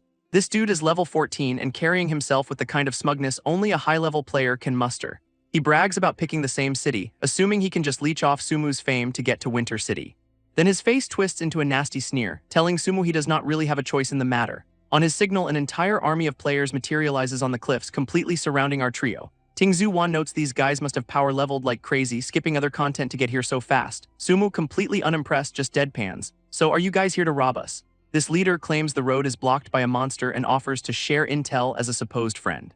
When Sumu asks what happens if he refuses, the guy gets territorial, threatening him on his turf. And then the creep drops the real price. He will consider letting them pass if Tingzu Wan plays with his crew. This leader's crew just erupts in laughter, making some seriously classy comments about Tingzu Wan. So Sumu turns to her, asks if she is willing to sacrifice a little, and she just calmly agrees. He then faces the leader, offering a deal. If the guy can survive one regular fireball, they will cooperate. His goons immediately start mocking Sumu, calling him a weak mage and telling their boss to accept. And the leader totally buys it, screaming that 100 fireballs could not even scratch him. Big talker. Sumu just flicks his wrist, and that regular fireball slams into the guy for over 5,000 damage. This dude gets instantly vaporized, his soul comically shooting out of his smoldering boots. His entire army just stares in stunned silence, unable to process how their boss just got one-shotted. Sumu just cracks his knuckles, noting that killing players means a red name and a 100% loot drop rate. This leader respawns, immediately screaming about reporting Sumu for cheating, a classic sore loser move. But he made one tiny mistake. The respawn point is right where they are standing, and Sumu's already got him. Our boy does not even hesitate, just blasts him again at point-blank range for an instant replay. Seeing their leader get deleted twice in 10 seconds, the rest of the mob starts having second thoughts. Sumu just floats up, summoning a storm of ice shards and asking what all the yelling is about. Then he unleashes the ice barrage, wiping out a huge chunk of the enemy players in a single devastating attack. This leader respawns for a third time, only to find himself face-to-face with another friendly fireball. All around them, the rest of the crew keeps respawning, trapped in a hilarious cycle of instant defeat. Their souls are just getting farmed at this point, flying out of a fiery explosion on a permanent loop. Finally, the survivors are on their knees, begging him to stop. Guess they learned their lesson. Meanwhile, another player watches from the sidelines, screenshotting the whole beatdown for the server drama channels. This leader's tough guy act completely vanishes, and he is on his knees apologizing for ever talking big. He spins a sob story about being a victim stuck for days after his old boss took all the women, a true tragedy. Dark God immediately realizes why their group is a 100-man sausage fest, while Sumu just looks bored. Getting in the guy's face, Dark God demands he kneel properly, which finally gets him to spill the intel. Sumu figures this mob could be useful as cannon fodder, so he agrees to let them tag along under his command. Now leading an army of his former enemies, they head into the next zone, the territory of the Snow Python. This former leader is already whispering to his buddy, hoping to see Sumu fail against the monsters that wiped them out. Sensing the massive wave of skepticism, Sumu addresses the crowd, promising he can get them through the danger. He then lays down 3 simple rules: obey orders, do not die, and do not be a coward, or you are out. To sweeten the deal, he dangles his guild's exclusive buffs, promising gear and even gold dividends for top performers. Then he plays his ace, introducing Ting Zuwan as the guild's social director, and suddenly everyone's paying attention. This crowd absolutely loses it, now desperate to join for the gear, the gold, and especially the girls. With morale secured, Sumu reorganizes them into proper squads and leads the charge into the Snow Fox region. Their path leads through a creepy forest draped in giant snake skins, which really helps with the whole do not die rule. Just as they are being warned about the python's stealth, Sumu suddenly holds up a hand, halting the entire column. He orders the mages to blast a completely empty patch of snow up ahead, much to their confusion. Following his command, a volley of fireballs rains down, seemingly hitting absolutely nothing. But the explosions reveal the ambush, a whole pack of level 15 snow pythons with a nasty ice armor buff. Without missing a beat, Sumu orders the archers to fire explosive arrows, pushing the monsters back and slowing their advance. He orchestrates the whole fight, having archers break their armor while mages bombard them with fire, a flawless counterattack. His strategy works like a charm, turning the entire battlefield into a barbecue pit for ice snakes. Their one-stuff ice armor just shatters under the fiery assault, leaving them totally vulnerable. With the pythons nerfed, the melee squad mops them up, amazed they have not even used a single potion. An assassin gives Sumu a glowing review for letting them get all the kill steals, finishing blows. After the slaughter, the whole army is chanting Sumu's name, their loyalty completely bought and paid for. He dismisses his new fan club for the day, setting a strict time for their next session of monster farming. That former leader tries asking for his dropped belt, but Sumu just trolls him, saying he forgot to pick up the +9 item. Just then, a horned warrior woman appears, asking for help finding her husband who was taken by the pythons. She mentions the Snow Python King, and Sumu's gamer senses immediately start tingling. This is a hidden quest. Our boy knows he cannot just agree or the NPC's script will break, so he has gotta play hard to get. He puts on a whole I am just a weak little mage act until she offers her best reward, sealing the deal. Then he flips the script, puffing his chest out about his duty to slay evil. What a hero. She hands him a red rarity map as a down payment, then points them toward the boss's lair. Standing on a desolate peak, she shows him exactly where her husband was probably dragged off to. They find a massive pit littered with bones, and at the center, a legendary sword glows ominously. It is the Sword of the Sun, just casually sticking out of the ground like a very expensive grave marker. As she wonders if her husband is okay, Sumu's probably just wondering about the loot. But their sightseeing is cut short when she screams a warning about something right behind them. A colossal ice tail comes crashing down, narrowly missing them and shattering the frozen ground. And there it is, the level 20 Snow Python King, looking very, very ready for its boss fight. This warrior woman immediately goes into a battle stance, screaming beast at the top of her lungs. Demanding her husband back, she charges head-on, swinging her massive blade at the Python King. But the boss just casually spits out a smaller purple snakehead projectile to intercept her. She cleanly slices the magic missile in half, proving she is no pushover herself. Sumu, meanwhile, warns her another one is coming, already prepping a fireball to provide backup. His first volley just pings off the boss's face for pitifully low damage. That ice armor is no joke. Our boy confirms the strategy. He has to land a fireball directly in its mouth to break the armor. Before he gets the chance, the Python King breathes out a frost mist, freezing Dark God in place. This warrior woman shoves him aside just as the boss's tail slams down, narrowly saving his life. Leaping into the air, Sumu tells them to hang on because this is the perfect opportunity to strike. He aims for the mouth, but the boss reacts instantly, showing off some surprisingly fast reflexes. With a confident smirk, Sumu activates his backup plan, the Grim Reaper's hand skill. This super buffed fireball flies straight and true, landing perfectly down the Python King's throat. This internal blast shatters its armor completely, dealing a massive 20,000 damage in a single hit. Now that it is vulnerable, Sumu unleashes a rain of fire, and the damage numbers start stacking up like crazy. Seeing her opening, the warrior woman launches herself into the air, screaming for the beast to die. She lands right on its head and drives her glowing red sword straight through its eye. What a finisher.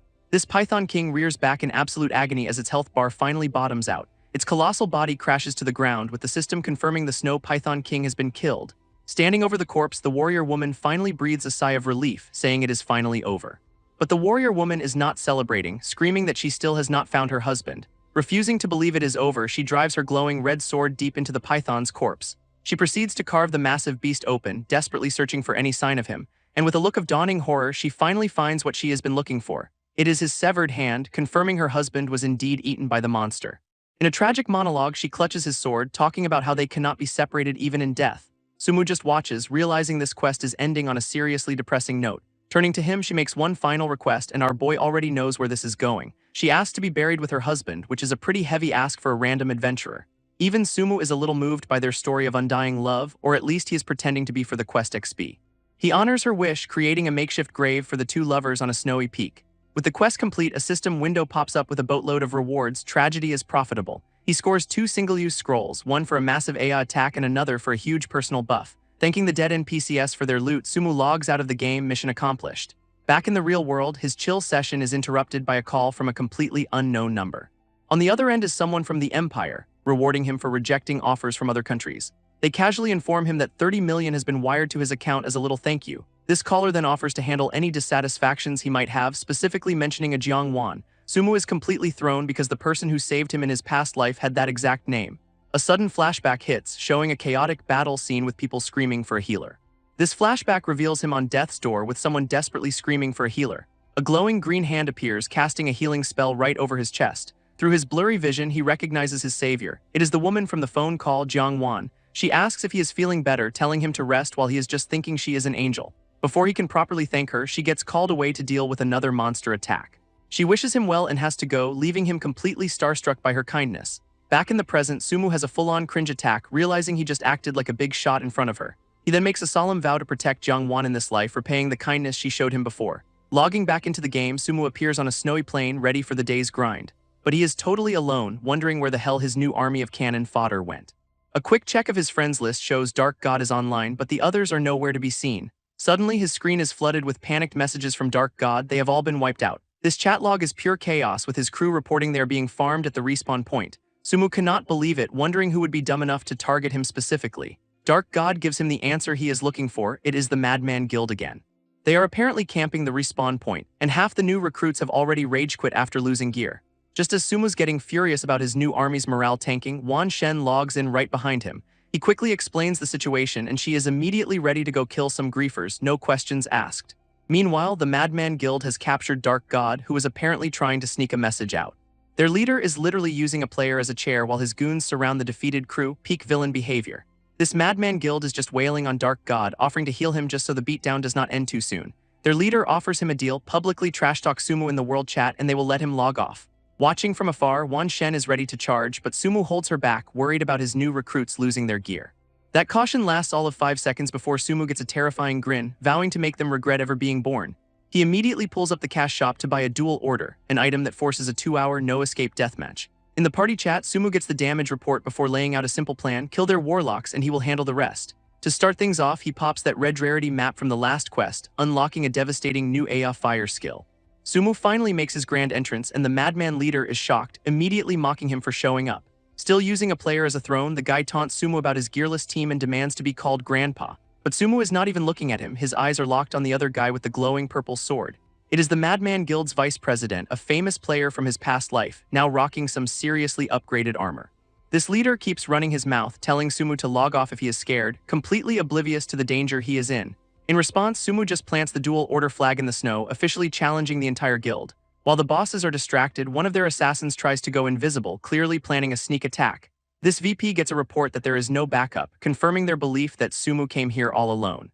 Feeling untouchable, the leader accepts the duel, gloating that he is about to strip Sumu of all his gear. But then some internal drama kicks off when the VP openly questions his leader's authority right in front of everyone. This VP then turns to Sumu, giving some fake praise before saying this whole attack was an order from their real boss. He then offers to stay out of the guild-on-guild brawl, but he has one personal request for Sumu.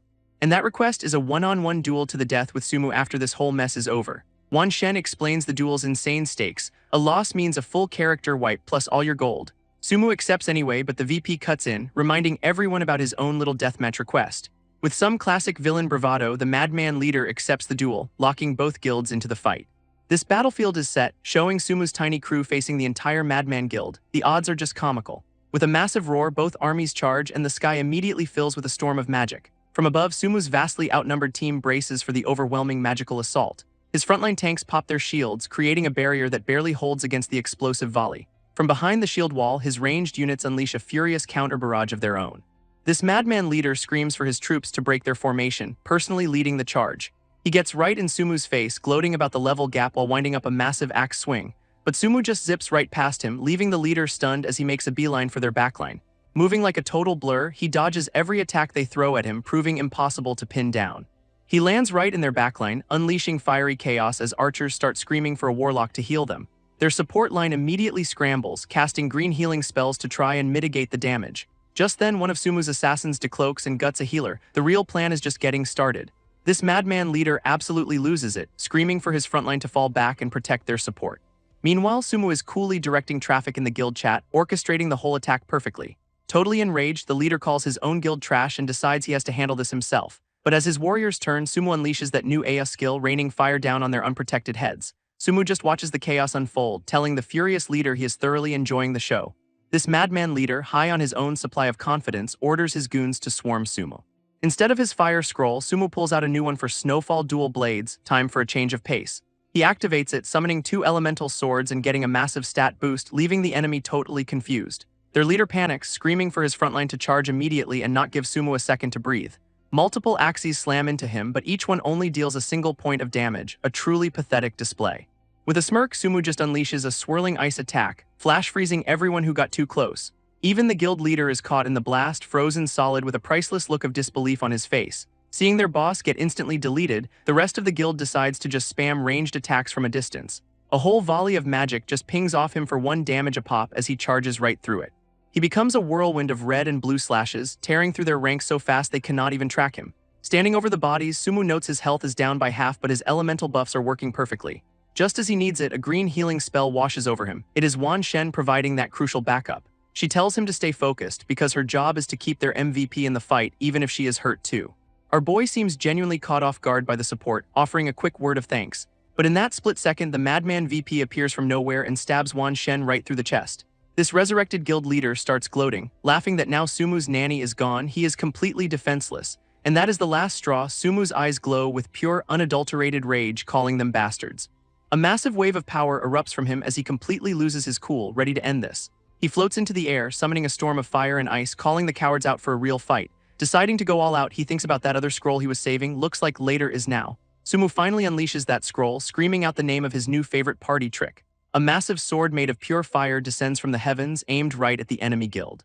It plows through their formation, sending players flying as they try to outrun a literal sunbeam. This impact vaporizes dozens of them instantly, their souls shooting out of the fiery explosion. And Sumu just stands there, casually dusting off his hands like he did not just commit mass player deletion. This madman VP is left staring at the carnage, wondering what kind of wizard can pull off an attack like that. He is suddenly rethinking that whole duel to the death thing, realizing he may have picked the wrong fight. Meanwhile, in the real world, someone at Madman Guild HQ is absolutely losing their mind. This in-game leader is getting poked in the head by his superior for getting their 1,000 elites farmed. This Sutentai boss is furious, yelling about how all their gear is gone and he cannot possibly compensate everyone. This guy on the floor pathetically begs for another chance, but his boss is too busy having a meltdown to listen.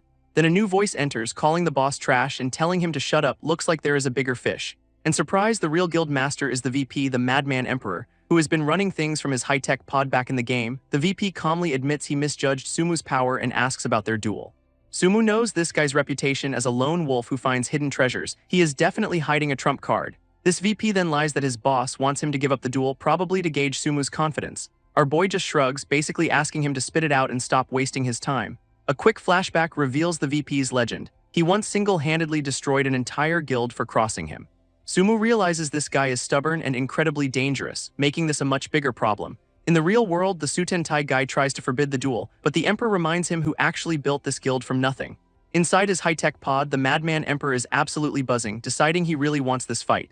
This Sutentai guy is having a complete meltdown, pointing at the pod and screaming the Emperor's name. His thoughts are laser-focused on one thing: he must fight Sumu and he must win. A split screen shows the two rivals, with the Emperor demanding Sumu use his best skills in their duel. Back in the game, a red duel flag slams into the snow, officially starting their one-on-one deathmatch. This Emperor wastes no time, leaping into the air with a sword crackling with purple lightning. He unleashes a skill called Mountain Collapse, and even Sumu is caught off guard by its sheer speed.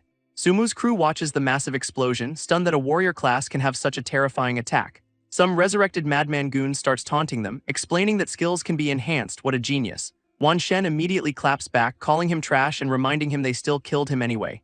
This guy then gets real personal, accusing her of being a gold digger and Sumu of changing his guild for her. He keeps yapping about the Emperor's hidden power while Sumu's crew just notes his expensive purple gear. Meanwhile, the Emperor himself is just glowing with power, looking every bit the final boss of this instance. Sumu quickly analyzes the last hit, realizing he took a ton of damage just from the aftershock. As the Emperor dives in for another strike, Sumu knows his opponent is still holding back. Deciding it is time to put some pressure on, Sumu's own staff begins to ignite with roaring flames. He soars into the air to meet the attack head-on, basically screaming, "Bring it on." A massive vortex of fire erupts around the Emperor, who looks genuinely shocked by this sudden counter. This flames then form into a gigantic fiery beast hurtling straight for the Madman Emperor. In response, the Emperor summons a massive mountain shield, bracing for the fiery impact. This Emperor's shield holds against the firestorm, but he is definitely feeling the heat inside that vortex. His shield starts to crack under the pressure, hitting him with burn damage and a speed debuff, but he just powers through it, leaping out of the flames for a devastating counterattack. With a roar, he unleashes another heavy sword impact, sending a massive wave of purple energy. Sumu zips out of the way, and the Emperor realizes our boy is using air strikes to avoid his burning ground effect. Our boy is just chilling midair, thinking this guy's golden finger is almost as good as his own. That cockiness gets him clipped by another space-splitting attack, taking a massive critical hit. He hits the ground hard, his health bar nearly empty, completely stunned by the sheer damage. But then he pops a warlock skill. Bathed in divine light, instantly healing back half his health. Realizing a toughness buff just saved his life, he unleashes a frost dance to buy some time. This Emperor just scoffs at the attempt, slicing through the ice attack like it is nothing. He is getting seriously annoyed that his best moves are not working, deciding it is time to use his trump card. A dark red aura starts to envelop him, granting him total immunity to, well, everything. He activates his Blood Sacrifice Rampage armor, a transformation that gives him invincibility and a massive stat boost. Sumu immediately recognizes the skill, 5 seconds of pure invincibility, confirming the Emperor is also a regressor. Now glowing with power, the Emperor calls out Sumu's name, ready to end this duel for good. He closes the distance in an instant, ramming his sword right through Sumu's desperate block. This impact sends a shockwave across the entire battlefield, kicking up a huge cloud of snow and ice. Our boy goes flying, absolutely fuming that he just healed only to get nearly one-shotted again. Towering over him, the Madman Emperor declares the fight over. "You lose." With Sumu down, his crew tries to rush in, but a madman goon smugly blocks their path. This guy starts a victory chant, screaming for the Emperor to finish Sumu off for the guild's honor. But the Emperor's final blow lands, and Sumu looks completely wrecked by the impact. An absolutely massive shockwave of ice and energy erupts from the point of contact. Seeing the explosion, the Madman Guild erupts in cheers, already celebrating their invincible Emperor's win. His own crew just stares in horror, with Wan Shen whispering his name, thinking it is all over. Feeling bold, the goon lays out his terms: hand over all their gear or face total annihilation. Then things get extra classy as they offer to spare them if Wan Shen accompanies their leader. One of Sumu's guys is about to throw hands, but Wan Shen holds him back, knowing it is a trap. Just then, the Emperor's purple sword comes flying out of nowhere. It impales the loudmouthed goon right through the chest, much to his own surprise. From the dust cloud, a silhouette emerges, coolly asking what all the chatter was about. That lead goon is absolutely terrified, sweating bullets as he recognizes Sumu's voice. And there stands Sumu, completely unharmed, with a single word for the goon: trash. His crew erupts in celebration as the system announces Sumu the winner. The Emperor is dead again. This rest of the Madman Guild immediately starts logging out, not sticking around for round 2. Wan Shen is just stunned, wondering how he pulled off a win when his health was at rock bottom. Meanwhile, the madman emperor materializes at a resurrection point, looking completely dazed. It slowly sinks in as he mutters to himself that he, the great emperor, actually lost. A flashback takes us back 5 minutes right to the moment of that seemingly final decisive blow. Back in the flashback, the emperor drives his sword through Sumu, thinking the fight is finally over. But his victory is cut short when he realizes he just stabbed a clone. The real Sumu is perfectly fine. Our boy appears behind him, explaining he swapped places in the last half-second to dodge the fatal blow. Knowing he cannot tank another hit, Sumu immediately casts Freeze Bondage, trapping the emperor solid. And with his opponent completely immobilized, he follows up with a giant fireball point-blank. Now at the resurrection point, the emperor is having a meltdown over his lost gear, gold, and experience points. His signature purple sword even drops right beside him, a final, humiliating reminder of his defeat. Sumu appears, declaring their guilds are now at war, but the emperor just tells him to finish the job. Amused by this sudden display of backbone, Sumu casually conjures a small ball of fire. He then flicks it forward with a completely nonchalant expression. This fireball sails right past the emperor and torches some random madman goon who just respawned. As the goon gets vaporized, the emperor asks why Sumu is not killing him instead. Sumu then offers to trade back all the emperor's dropped gear, saying he does not want a permanent war. Waving goodbye, he hopes their next encounter can be a friendly competition instead of a bloodbath. His crew is baffled he'd return plus 10 gear, but Sumu just says he is forming a new 5-person team. His real plan, though, is to recruit the emperor, a lucky guy known for finding hidden quests. This red-haired assassin is hyped for the team, until Sumu jokes that assassins are totally dispensable. After some pathetic begging, Sumu relents, saying their special team will definitely need him. Wan Shen wonders if the emperor would ever join them after they just wiped out his entire guild. Right on cue, a friend request from Killer God arrives and Sumu accepts, knowing a smart rival sees an opportunity. In private chat, the emperor thanks Sumu for the gear, quits his guild, and vows to win their next fight. Sumu then dangles the ultimate bait, casually mentioning he is leading a hidden dungeon run tomorrow. Back in the real world, the Sutentai boss is losing his mind over the emperor quitting, but the guy just does not care. Our boy Sumu just dismisses the real-world drama, saying he has much more important things to do. This emperor immediately starts begging for a dungeon invite, even offering to come for no loot, but Sumu just says no. This leaves the emperor having a full-blown identity crisis, weighing his massive ego against the fear of missing out. Then Sumu throws him a bone with a meeting time, adding a little threat for the Madman Guild just for fun. Our boy knows exactly how to play this guy, realizing the emperor is a total fanatic for hidden quests. But there is one condition to join: the emperor has to call him Big Brother, which nearly makes his head explode. After all that tough talk, he folds instantly, typing out a pathetic, "Brother, the thirst for loot is real." He immediately starts rationalizing it, telling himself it is a 5D chess move and totally not humiliating at all. This scene then cuts to a group of people trekking through a snowy, real-world mountain range. They arrive at a shocking discovery: a massive frozen phoenix statue impaled by a spear in a giant crater. This is the legendary Kunlun Mountains, a place of myth that is now the site of something impossible. This exploration team just stares in awe, completely baffled by the scale of the icy monument. We meet the team, with 2 men discussing family, retirement, and a son who plays Apocalypse all day. Turns out the game is the whole reason they are here. Players discovered a passage that matches this real-world location. Standing at the edge of the dark chasm, the explorers decide they have to venture down to investigate. Meanwhile, back in the game, Sumu and his crew arrive at the first stage of their own journey, a massive glacial rift. This red-haired assassin is amazed by the rickety bridge, while his teammate points out the -100-degree death zone below. Just as they are about to cross, the whole crew hears a faint cry for help echoing across the ice. This red-haired assassin spots some poor guy drowning in snow and immediately thinks he has hit the hidden quest jackpot. Convinced it is a helpless NPC, he sprints over to be the hero and kick off the mission. But Sumu is having a complete meltdown, realizing his teammate is running straight into a very, very obvious trap. A close-up on the victim reveals a horrifyingly bloated purple face, which is generally not a good sign. And right on cue, the guy's body erupts into a disgusting purple worm monster with a giant, toothy maw. Just as the assassin is about to become lunch, Sumu zips in with a psychic blast, grabbing the creature mid-lunge. He then telekinetically yeets the monster away, saving his friend from what would have been an instant death bite. This creature quickly burrows back into the snow to escape, leaving the assassin wondering what just happened. Sumu explains the horrifying truth: that was not an NPC, it was another player being used as monster bait. Before they can process that, a nearby snowdrift starts to move and the whole team braces for another attack. But instead of one big worm, a whole pack of phantom snow foxes with glowing red eyes bursts from the ground. In seconds, they are completely surrounded by a sea of elite monsters, trapped in a defensive circle. While everyone else panics, Sumu calmly explains the foxes have a predictable attack pattern he can exploit.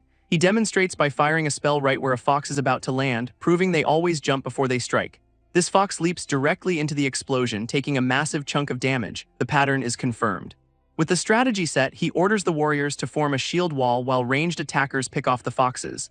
It is a total slaughter, with the foxes basically committing suicide by jumping right into the team's coordinated attacks. Sumu tells them to keep up the pressure, fighting their way across the field toward the bridge. He lays out the full plan, cross the bridge to hit the next stage and a new checkpoint, giving specific orders for the crossing. This team sprints across the rickety bridge, yelling at each other to hurry before Sumu gets overwhelmed. At the entrance, Sumu holds the line, calling down a firestorm to keep the fox horde busy. His crew makes it to the other side, relieved they did not have to fight that massive swarm themselves. They call for him to join them and Sumu gives a silent nod, impressed by their speed. But just as he is about to cross, he spots that disgusting purple worm monster resurfacing nearby. His face contorts in panic as he realizes it is not aiming for him, but for the bridge itself. That monster immediately confirms his fears, conjuring a giant icicle to destroy the walkway. With a roar, it launches the ice spear like a torpedo straight at the bridge's foundation. This impact is devastating, shattering the path and sending a few poor souls screaming into the chasm. Sumu struggles to stay upright on the collapsing bridge as his team shouts warnings from the other side. Now tangled in the ropes, he knows he has to get across fast before the monster finishes the job. Then a teammate points out a new problem. A herd of giant beasts is now blocking the path behind him. And of course, the worm monster is already winding up for another shot, leaving him totally trapped. He pulls off a wild backflip to dodge the next ice shard, barely avoiding a long fall. Done playing defense, Sumu decides to fight back, hurling a massive fireball at the creature. His attack collides with the monster's ice projectile, creating a huge explosion that knocks him off his feet. His crew watches in absolute horror, screaming his name as he is engulfed in the blast. In a last-ditch effort, he hooks his staff onto a rope, catching himself just before he plummets. Dangling helplessly over the abyss, he realizes he is completely stuck in a terrible position. On the other side, his team is in a full-blown panic, too far away to help and with no idea what to do. His team is yelling that they have to find a way to get him across the chasm and fast, but Sumu looks up to see that horrifying worm monster crawling down the rope right for him. A system window identifies it as the rotten flesh of the devil, an elite parasite with unknown stats. He then spots an undigested hand, realizing this thing permanently deletes players from the game. Across the gap, his crew panics, knowing if that monster gets over, they are all dead meat. Seeing the massive threat, Sumu makes the only logical call. He screams at them to cut the rope. His team absolutely refuses, arguing that they cannot just let him fall to his death. With the monster closing in and his friends hesitating, Sumu decides to take matters into his own hands. He casts a fireball on his own lifeline, choosing to sever the rope himself to stop the creature. And just like that, both Sumu and the monster go plummeting into the icy darkness below. His crew just screams his name, watching the empty rope swing back in total disbelief. Hurtling through the abyss, Sumu is getting absolutely thrashed by the howling, freezing wind. He is struggling to hold on, but the sheer cold is starting to overwhelm him completely. In fact, his fingers freeze solid to the rope, which is a uniquely terrible problem to have. Looking down, he sees the monster is still attached, patiently waiting for its frozen dinner to be delivered. Up on the cliff, his team is having a complete meltdown, certain he is gone for good. Now a human popsicle, Sumu cannot even move, trapped between being eaten or freezing to death. As the monster opens its giant maw, he just resigns himself to a really undignified respawn. But suddenly, a massive ice spike erupts from below, impaling the monster right before it can bite. Everyone is completely stunned, wondering where that impossible gust of wind came from. From the depths of the chasm, a massive glowing blue spirit suddenly erupts, leaving the entire team speechless. It is a legendary ice phoenix, whose cry signals the arrival of lucky warriors to this hidden area. For their good fortune, the whole party gets a system-wide buff of 200 potential points, not a bad consolation prize. Dangling below, Sumu just stares up at the rare phenomenon, completely stunned by the turn of events. He then notices the worm monster is frozen solid, with a strange glowing object lodged inside it. This object is the Ice Phoenix Spirit Crystal, and he realizes the Phoenix's appearance was to seal this monster, saving his life. A system window then offers him a choice: take the crystal, but know that doing so will release the seal. Sumu weighs instant death against losing a legendary item, and the answer is pretty obvious: the loot must be secured. Deciding to strike first, he grabs the crystal while simultaneously blasting the monster with a point-blank fireball. This plan seems to work as he successfully snags the prize and sends the creature falling away. Except the monster had already entangled itself with the rope, and now it is coming up with him. Fully unsealed and absolutely furious, the creature opens its massive maw and starts climbing at an insane speed. Up on the cliff, his team sees his health bar is still active and realizes their boss is somehow still alive. This red-haired assassin and the warrior immediately start heaving the rope, desperate to pull him to safety. As he is being hoisted, Sumu yells for everyone to prepare for battle and attack whatever follows him up. His crew is totally confused but trusts the order, readying their spells for a very unwelcome guest. The second the monster crests the ledge, they unleash a massive volley of fire and arrows. Sumu finally scrambles onto solid ground, and his very first command is to cut the rope. His tank does not even hesitate, bringing a massive sword down to sever their only connection to the abyss. With the rope cut, the flaming, pin-cushioned monster finally plummets back into the darkness. Just when they think it is over, the monster comes rocketing back up, making everyone question this dungeon's difficulty. This whole team unleashes a magical barrage, with two mages blasting the creature with everything they have got. Even more attacks rain down from an archer and another spellcaster, determined to keep it from reaching the top. With one final explosive push, the creature is finally knocked back down into the chasm, hopefully for good this time. Back on solid ground, the crew asks what the hell that was, and Sumu confirms it was a piece of an evil demon. He just brushes it off, explaining it is a special event in the game's ongoing war and tells them to keep moving. Meanwhile, back in the real world, the Kunlun exploration team is still waiting for rescue by the giant Ice Phoenix statue.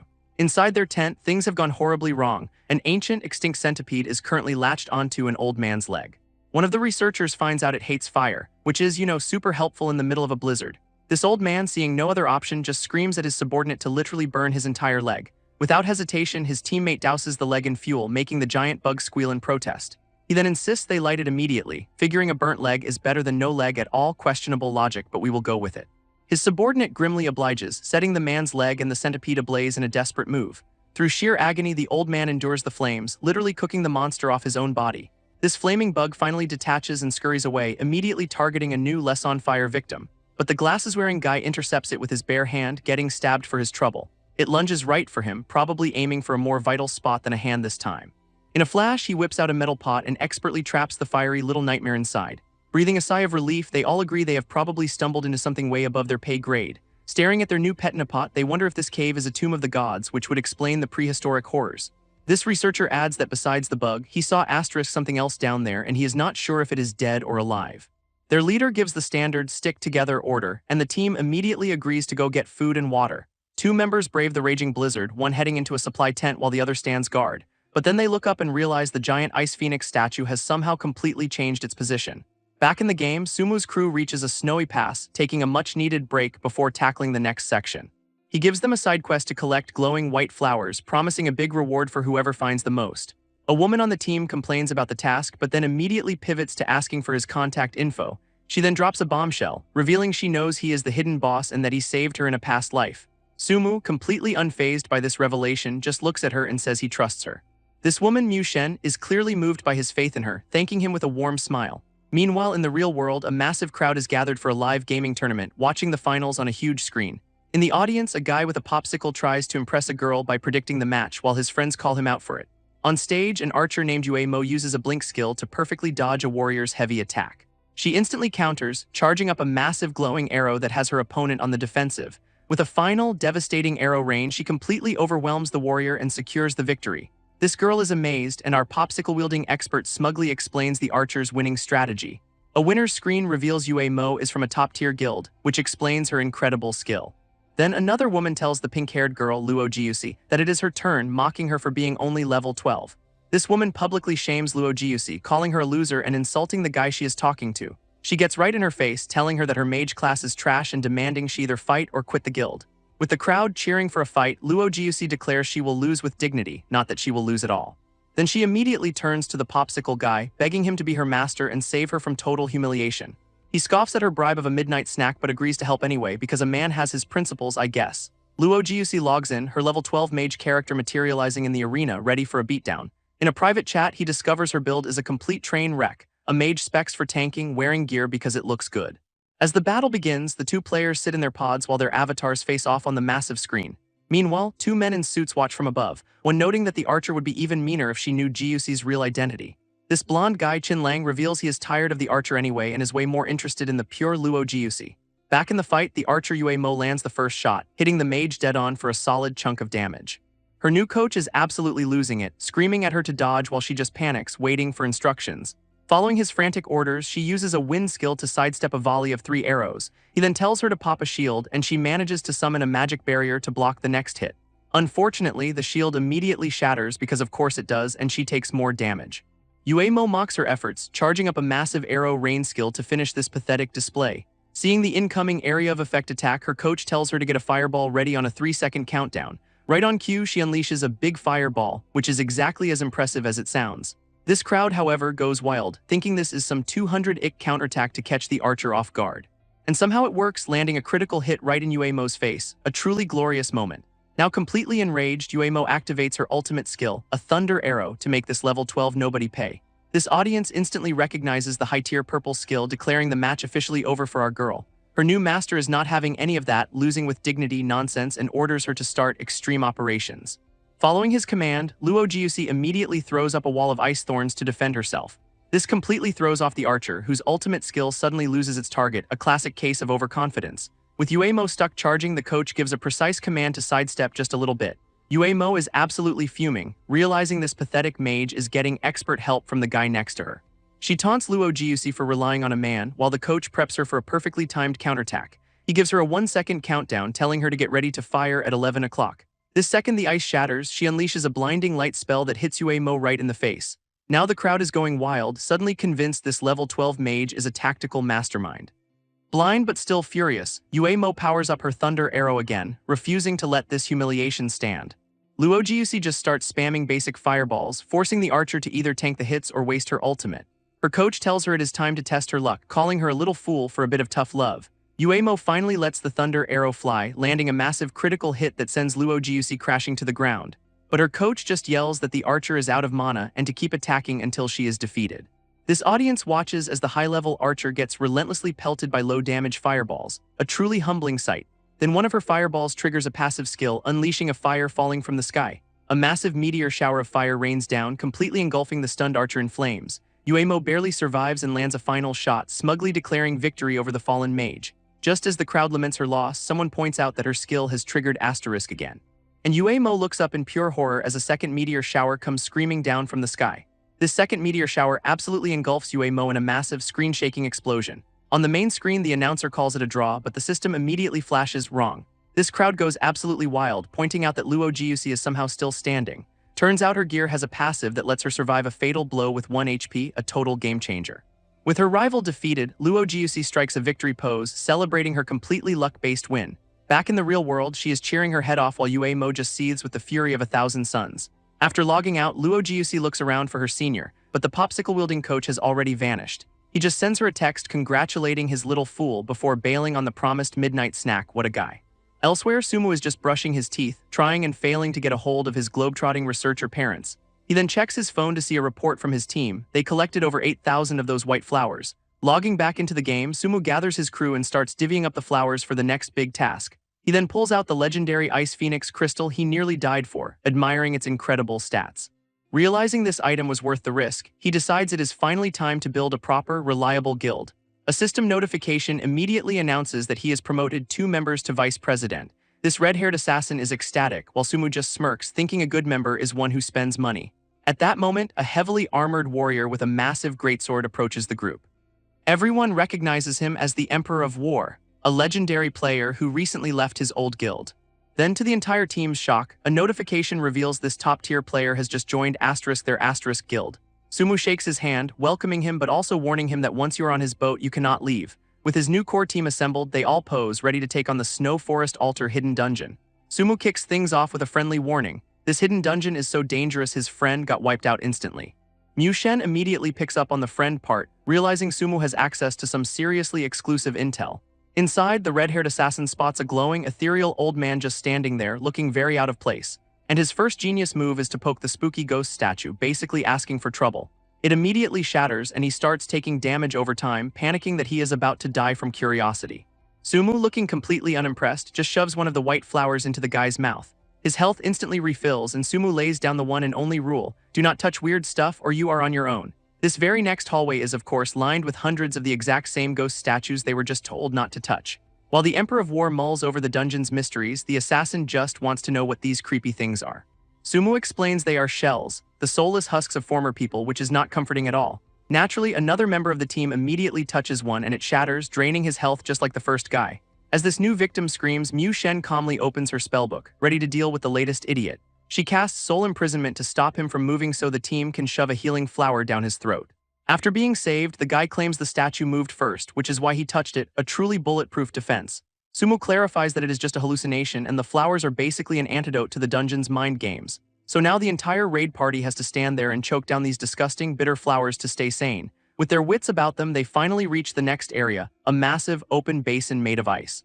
This basin turns out to be a giant coliseum, packed with a literal sea of thousands of kneeling shells. Sumo's grand strategy is to just walk straight through the ghost army, reminding everyone to hold on to their flowers. 2 of the guild members start creeping through the silent crowd, their skin crawling as the shells just watch. As they walk, all the kneeling shells suddenly dissolve into a gust of icy blue particles.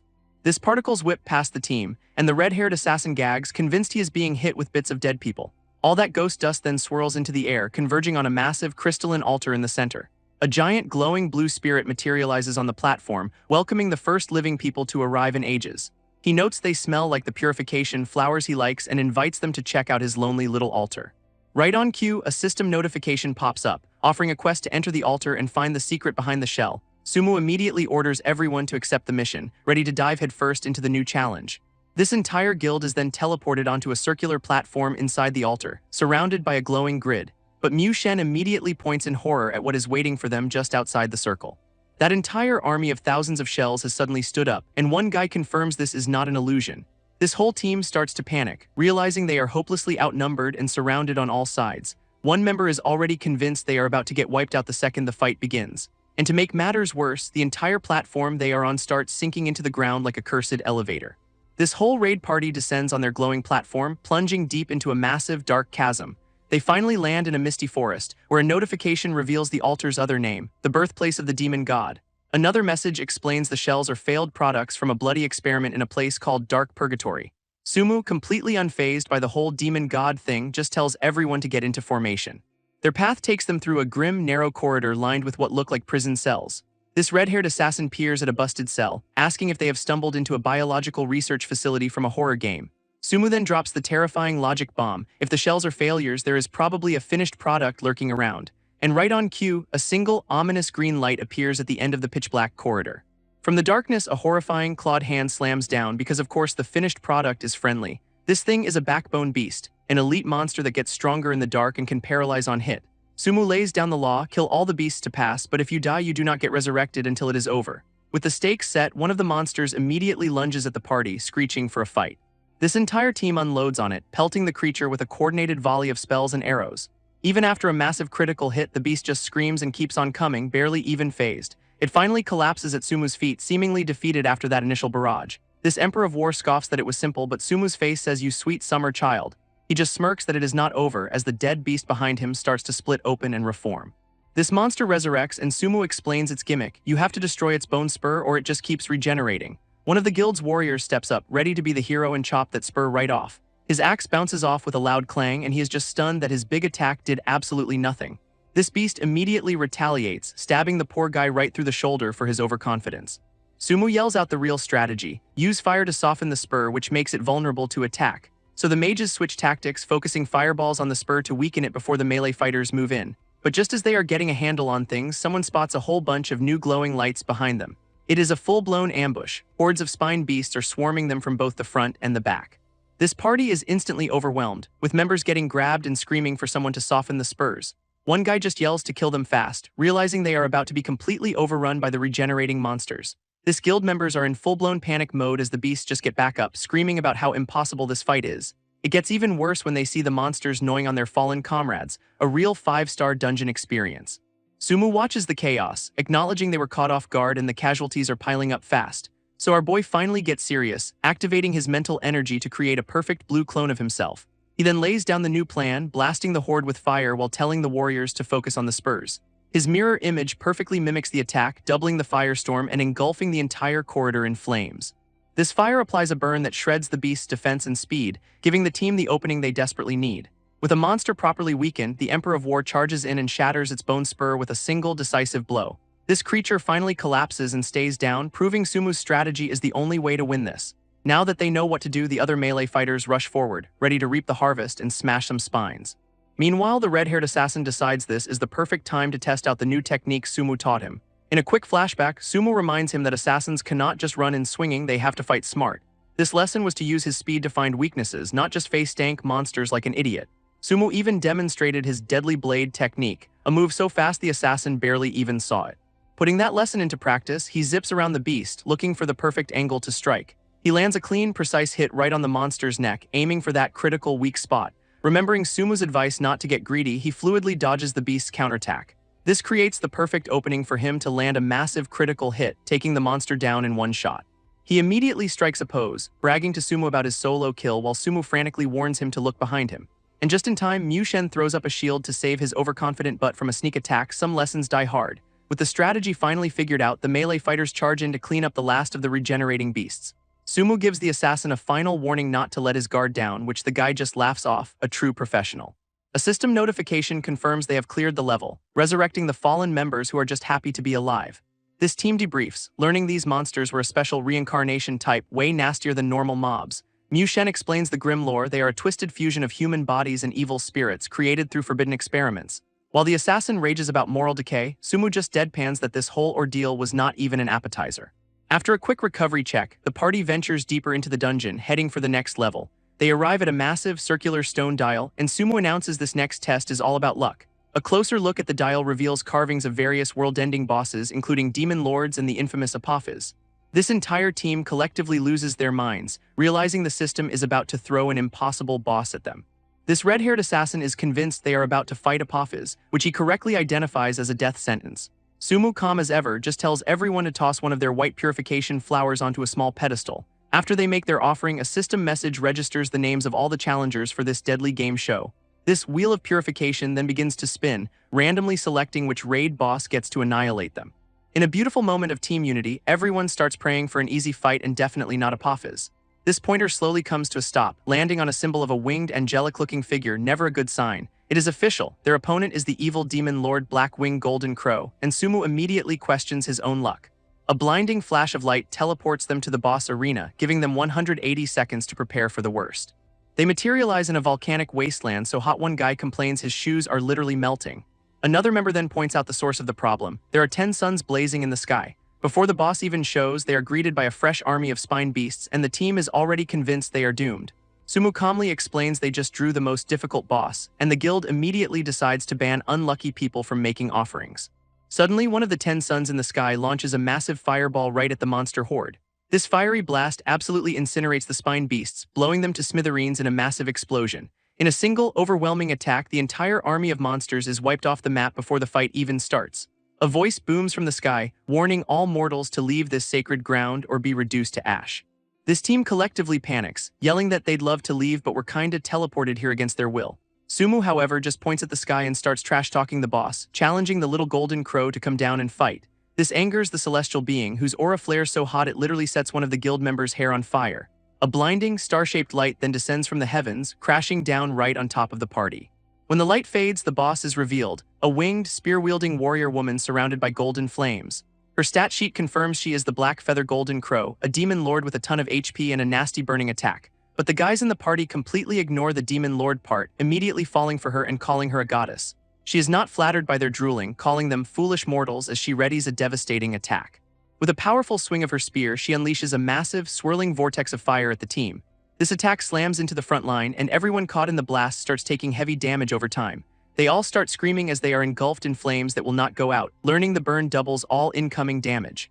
This Emperor of War realizes this must be a nerfed version, and Sumu confirms the real one would have one-shot them all. Sumu orders everyone to scatter and attack, warning that anyone hit by her burning buff is as good as dead.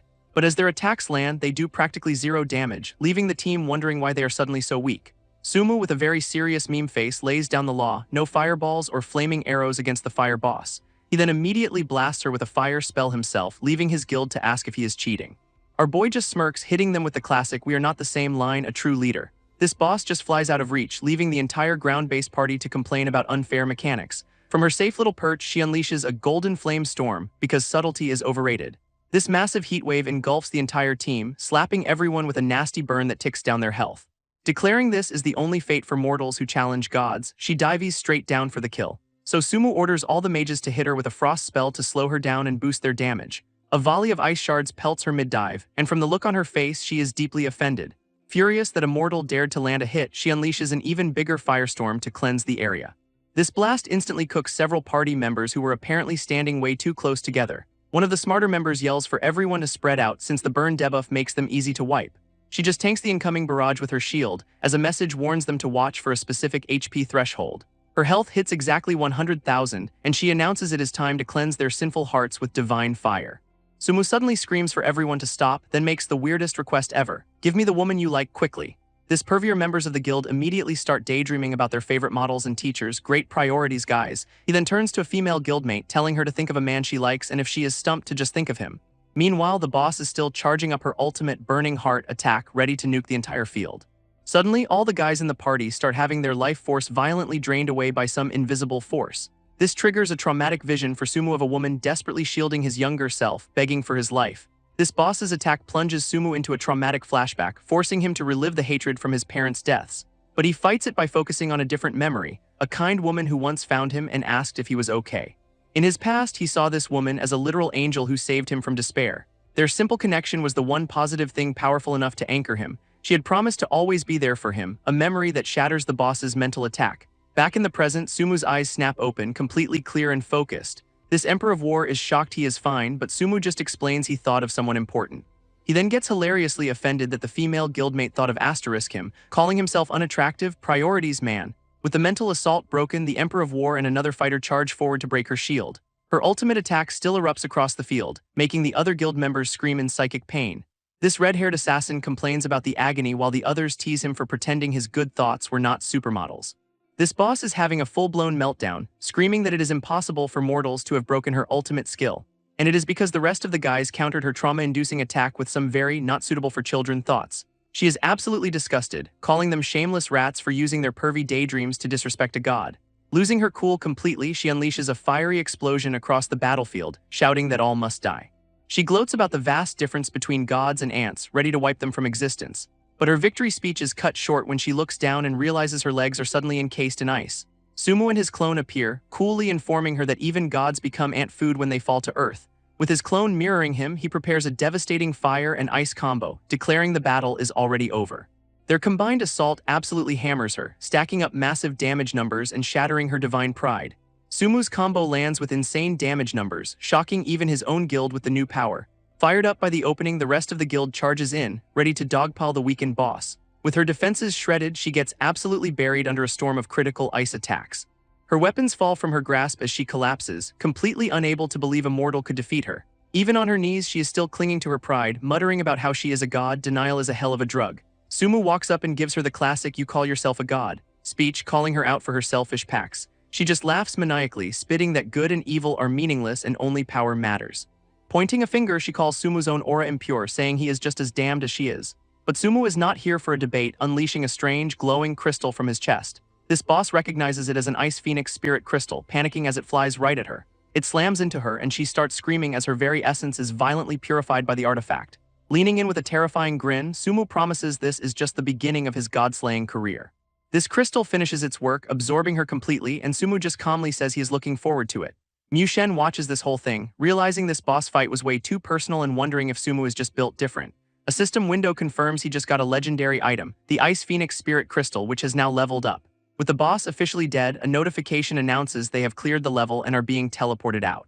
This team materializes before a massive demonic stone gate, realizing the final boss is just on the other side. As they watch, the gate's mouth cracks open, bathing them all in an ominous white light. Meanwhile, in the real world, a research team finds a massive Ice Phoenix statue that apparently moved on its own. While the lead scientist is wary, his gung-ho rescue leader insists they take it for humanity's sake. What could possibly go wrong? Back in the real world, a researcher sprints in, screaming that some idiot on the rescue team just unleashed an ancient centipede. While the scientists are having a full-blown meltdown, the rescue leader just smirks, clearly the one responsible for this mess. This team argues over the now-open container, with one guy suggesting they just go back into the monster-filled cave. When the lead scientist objects, the rescue leader just mocks his team for being cowards, a truly inspiring speech. So he rallies his own gung-ho squad to go catch some bugs, because what is a little prehistoric danger between bros? This scientist reluctantly tags along to keep them safe, playing right into the leader's manipulative plan. They head into the creepy ice cave, completely oblivious to the giant centipede leg lurking right beside them. This cavern is absolutely massive, making the entire expedition look like tiny specks in a frozen tomb.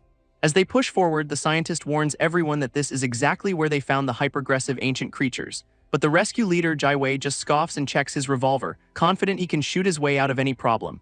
This scientist begs him not to fire his gun and cause a cave-in, which Jai Wei just dismisses as cowardice. Suddenly, his bravado evaporates as he spots something moving in the darkness ahead of them. He whips his gun around into the pitch-black void, demanding to know who is there. This scientist grabs his arm to stop him from shooting wildly, but Jai Wei is freaking out, yelling that they are not alone. Meanwhile, back in the game, Sumu's team arrives at a disgusting, fleshy altar, the source of all the Reincarnation monsters. Everyone is thoroughly grossed out by the pulsating alien pods, with one guy asking what the hell they are even looking at. Sumu immediately takes charge, laying out the strategy for taking down this final, disgusting boss. His team moves into formation with the ranged classes ready to plant the purification flowers on glowing pedestals. But before they can act, a monstrous clawed hand erupts from the main pod, shocking the entire party. And a massive, scaly beast tears its way out, revealing the true final boss of this nightmare level. This team recoils in shock as a massive shadow falls over them, heralding the final boss. This thing is a four-armed, scaly nightmare that just clawed its way out of a fleshy pod. Its stat sheet reveals it is an elite monster named Disaster with a ton of HP and immunity to all control. Everyone immediately panics over its insane stats, with Mu Shen admitting its defense is higher than his attack. Sumu, ever the leader, orders the assassin to find the last objective while the rest of them buy time. Their initial volley of spells barely scratches the beast, doing single-digit damage, not even a tickle. Disaster then unleashes a shadow smash, moving so fast it looks like there are 3 of them at once. With its insane speed, it effortlessly dodges every single attack thrown its way, making them look foolish. This boss proceeds to absolutely demolish the party, making everyone realize they are completely outmatched. But the assassin in Shen finally finds the last light beam and tosses the purification flower inside. His gambit pays off as the pillar of light erupts from the ground, activating the arena's mechanic. Sumu confirms the mechanism is active, seeing their only shot at winning is finally ready. These light beams converge on the monster, binding it in place and shredding its defense. Seeing his chance, Sumu orders a full-scale assault while the boss is vulnerable, leading the charge himself. This entire guild unloads everything they have, finally starting to see some real damage numbers pop up. Even a massive fire blast lands for thousands of damage, showing they have broken through its armor. But Sumu quickly realizes their combined firepower still is not enough to burn it down in time. A look at its health bar confirms the worst. They have barely made a dent in its massive HP pool. Getting desperate, he screams for everyone to push harder, knowing this is their only window. And just like that, the restraints shatter, the boss is free, and Sumu yells for the melee fighters to fall back. This boss shatters the restraints and buffs its defense because this fight was not hard enough already. It immediately grabs some poor schmuck, who learns firsthand what being a raid boss's chew toy feels like. And judging by the shadow and the splatter, that guy's raid is officially over. Sumu jumps back into action, ordering a new strategy to kite the beast until the next mechanic pops. His fire spell lands for a whopping 21 damage, which probably just made the boss itchy. Even the archer's explosive arrows are doing single-digit damage, basically just annoying it.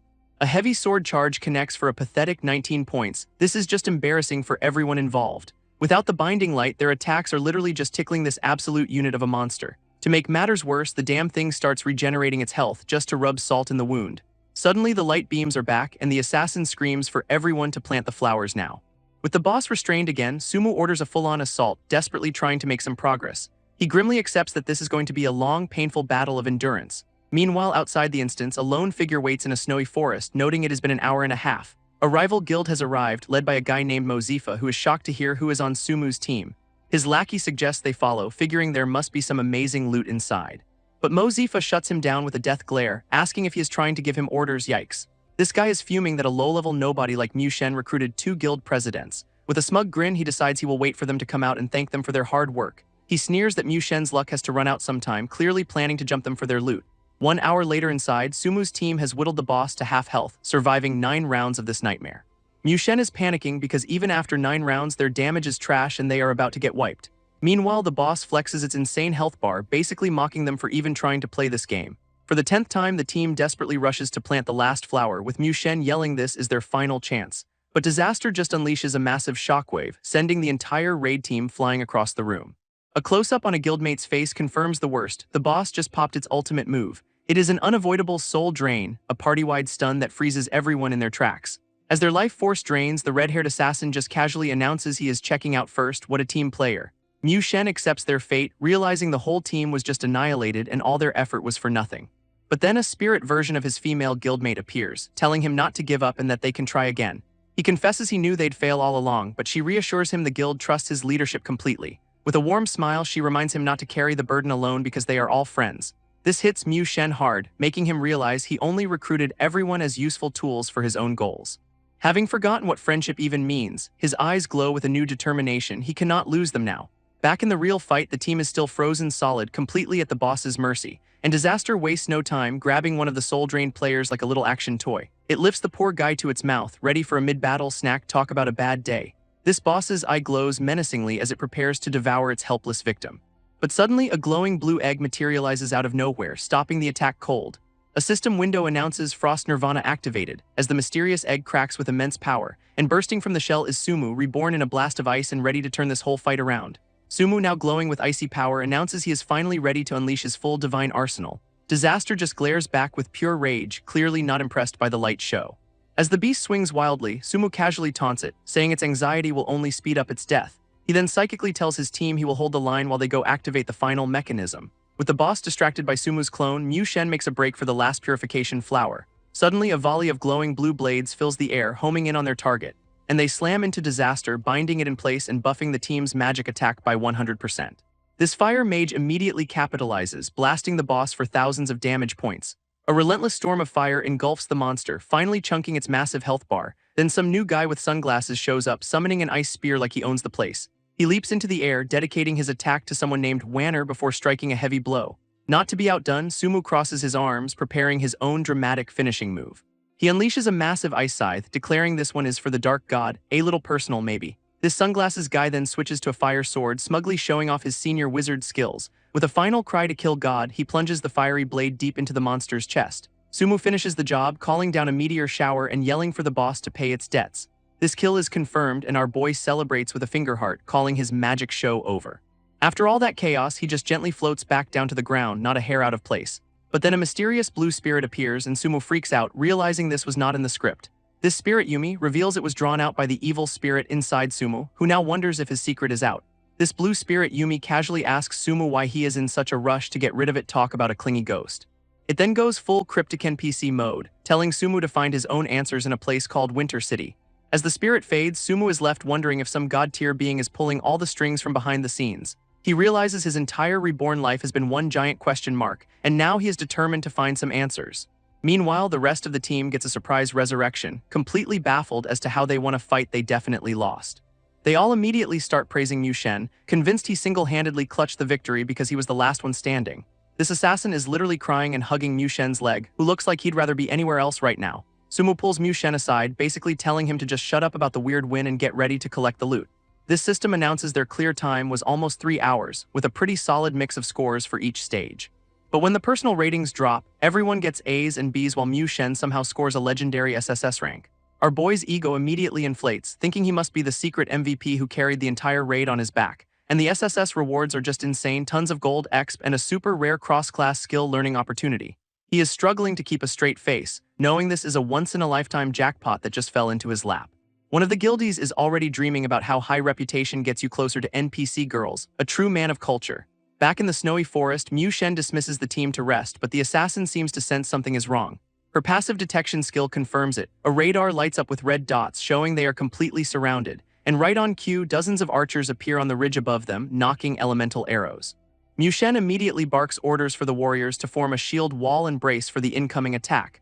This volley slams into their defenses for heavy damage, as his team rages about getting jumped by cowards. Peeking from behind a tree, the core group spots enemy mages advancing, turning to Mu Shen for a plan. Mu Shen immediately barks out a complex battle plan, sending assassins to the mages and warriors to the archers. With a roar, the warriors charge forward to pin down the enemy's front line, creating an opening, while Mu Shen leads his elite strike team on a flanking run to decapitate the enemy command. This rival leader, Mozifa, just scoffs at the tiny group, thinking Mu Shen is an arrogant fool. He immediately orders his mages to obliterate the squad and steal all their hard-earned loot. But Mu Shen just leaps into the air, intentionally drawing every single spell towards himself, which makes Mozifa cackle, calling him an idiot for turning himself into a giant floating target. Too bad for him, our boy was just getting into position to cast a little something called Heavenly Fire. A massive firestorm erupts from the ground, completely incinerating the enemy's backline in an instant. Mozifa's jaw hits the floor as he realizes that is definitely not a standard issue mage ability.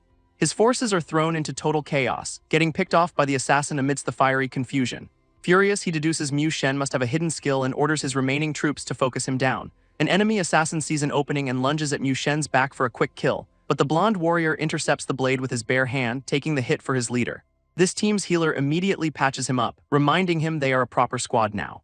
Meanwhile, the rest of the ambushers are getting absolutely rooted, screaming about the terrifying damage output. Their counterattack is a mess, realizing this is not a fight anymore, it is just a slaughter. Mozifa's grand ambush is completely shattered, leaving him with 2 terrified lackeys begging to retreat. He tries to slip away, but the red-haired assassin is already behind him, blade to his throat, asking if he is too handsome to kill.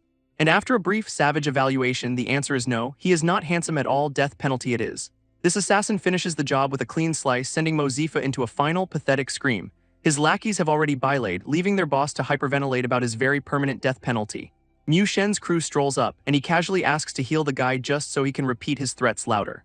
This suggestion of being killed and then revived just to be tortured breaks Mo Zifa's brain completely. Meanwhile, in a completely different snowy area, a lone beast prowls through the woods of Fengaming Road. It is a level 20 snow tiger, looking all kinds of menacing with its glowing red eyes and giant fangs, and it immediately gets one-shotted by a massive critical hit for nearly 4,600 damage, poor thing.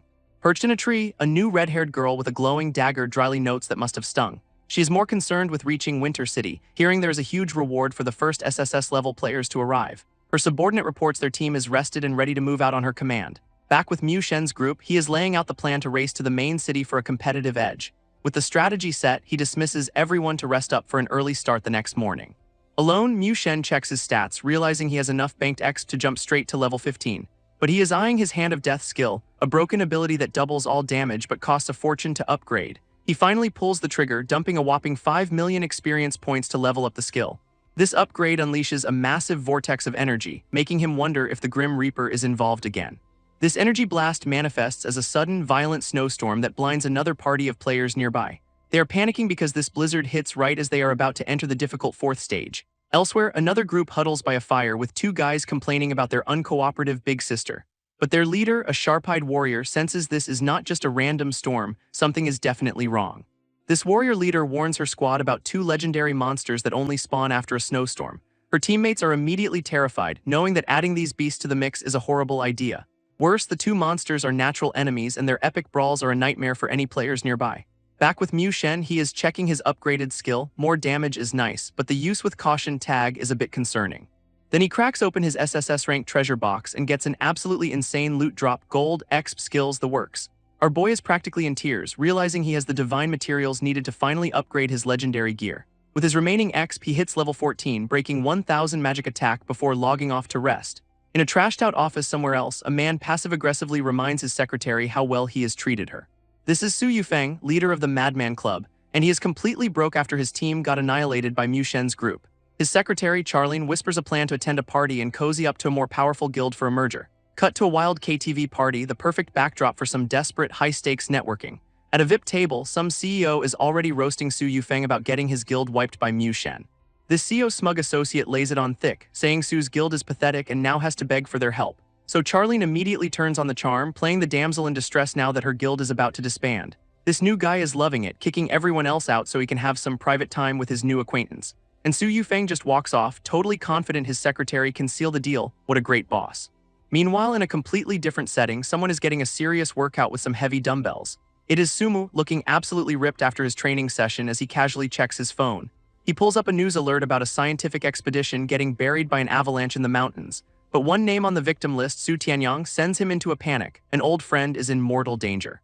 Sumu's panic spikes. His parents were in that avalanche, a detail that never happened in his first life. He connects the dots, realizing the game's lore is bleeding into reality way ahead of schedule. On the phone, his parents casually say they are fine and the avalanche was no big deal, but some things cannot be said online. His mom immediately starts babying him, which reduces our stoic hero to a flustered chibai. After hanging up, he is just relieved they are safe, even if his mom's brain operates on a different planet. Meanwhile, his dad reveals the avalanche was actually a government cover-up for a massive discovery. Inside a secret passage, they have found an entire chamber of mysterious, frozen humanoid figures. Back home, Sumu is just about to sleep when a late-night text buzzes his phone. It is from Jiang Jiyu, and he is immediately suspicious of her motives for messaging him so late. She asks to join him in the main city and shows him a picture of a strange item she found, a map fragment. And it is the exact piece that fits with his own, revealing part of a legendary treasure map. His mind races with the possibilities. This map leads to the tomb of an evil demon full of legendary loot. He tries to play it cool, texting that it is useless, but immediately realizes she has seen right through his terrible bluff. This kid is sweating, finding this social minefield way harder than any boss fight. He is caught in a bind. To get the map, he has to meet her, which risks exposing his in-game identity. After some smooth talking, he sets up a meeting, then privately laments the heavy burden of being so handsome. What a guy. Elsewhere, Jiang Jiyu smirks at her phone, revealing she already knows his in-game name is Mu Shen. She wonders why he has been so secretive with his knowledge of the future, confirming she is onto his whole reborn shtick. Her reflection shows another woman as she wonders if she is not as pretty, a hint of insecurity and maybe a rival. This next morning in-game, Mu Shen's team is hyping him up for hitting level 14, totally oblivious to all the real-world drama. His crew immediately starts trolling him, suggesting a death match since he is so op now, and Mu Shen is not amused. Then a system-wide alert drops, announcing that random snowstorm just woke up 3 legendary wild monsters. While his team panics, Mu Shen is secretly thrilled since he needs to kill 2 of them to upgrade his broken skill. Meanwhile, that other warrior leader and her squad are stuck right in the middle of the new monster battle zone. Her teammates are stressing because the path to the main city is so brutal it is literally called a count-destroying city. But their leader gives a big speech, rallying the Green Python squad to push forward no matter what. With no assassin to scout, she warns them to be careful as they venture into the blizzard-swept plains. And right on cue, a massive ice phoenix dives out of the sky, forcing them to scatter immediately. This squad forms up to fight the level 30 elite, with their archer taking point on damage. Just as they engage the phoenix, the ground starts to tremble and something else is coming up from below. A giant frost dragon bursts from the snow, sending their leader flying like a ragdoll. Talk about bad timing. This 2 legendary beasts completely ignore the players, squaring up for their fated grudge match. Their epic clash begins with the warrior leader still trapped right in the middle of the chaos. She barely scrambles out of the way, screaming at the kaiju-sized monsters to take their fight elsewhere. After making it back to her team, she quickly checks to see if everyone is still in one piece. Realizing they are just collateral damage, she orders everyone to fall back and let the monsters finish their brawl. Their escape route, however, is now blocked by an entire army of frost dragons rising from the ice. To make matters worse, a whole flock of ice phoenixes descends from the sky, completely surrounding them. These 2 monster armies unleash a storm of attacks, catching the tiny squad in a deadly crossfire. It is an all-out war between ice birds and ice dragons, and the players are just spectators with terrible seats. This warrior leader's squadmate gets absolutely blasted by a stray attack, taking a huge chunk of damage.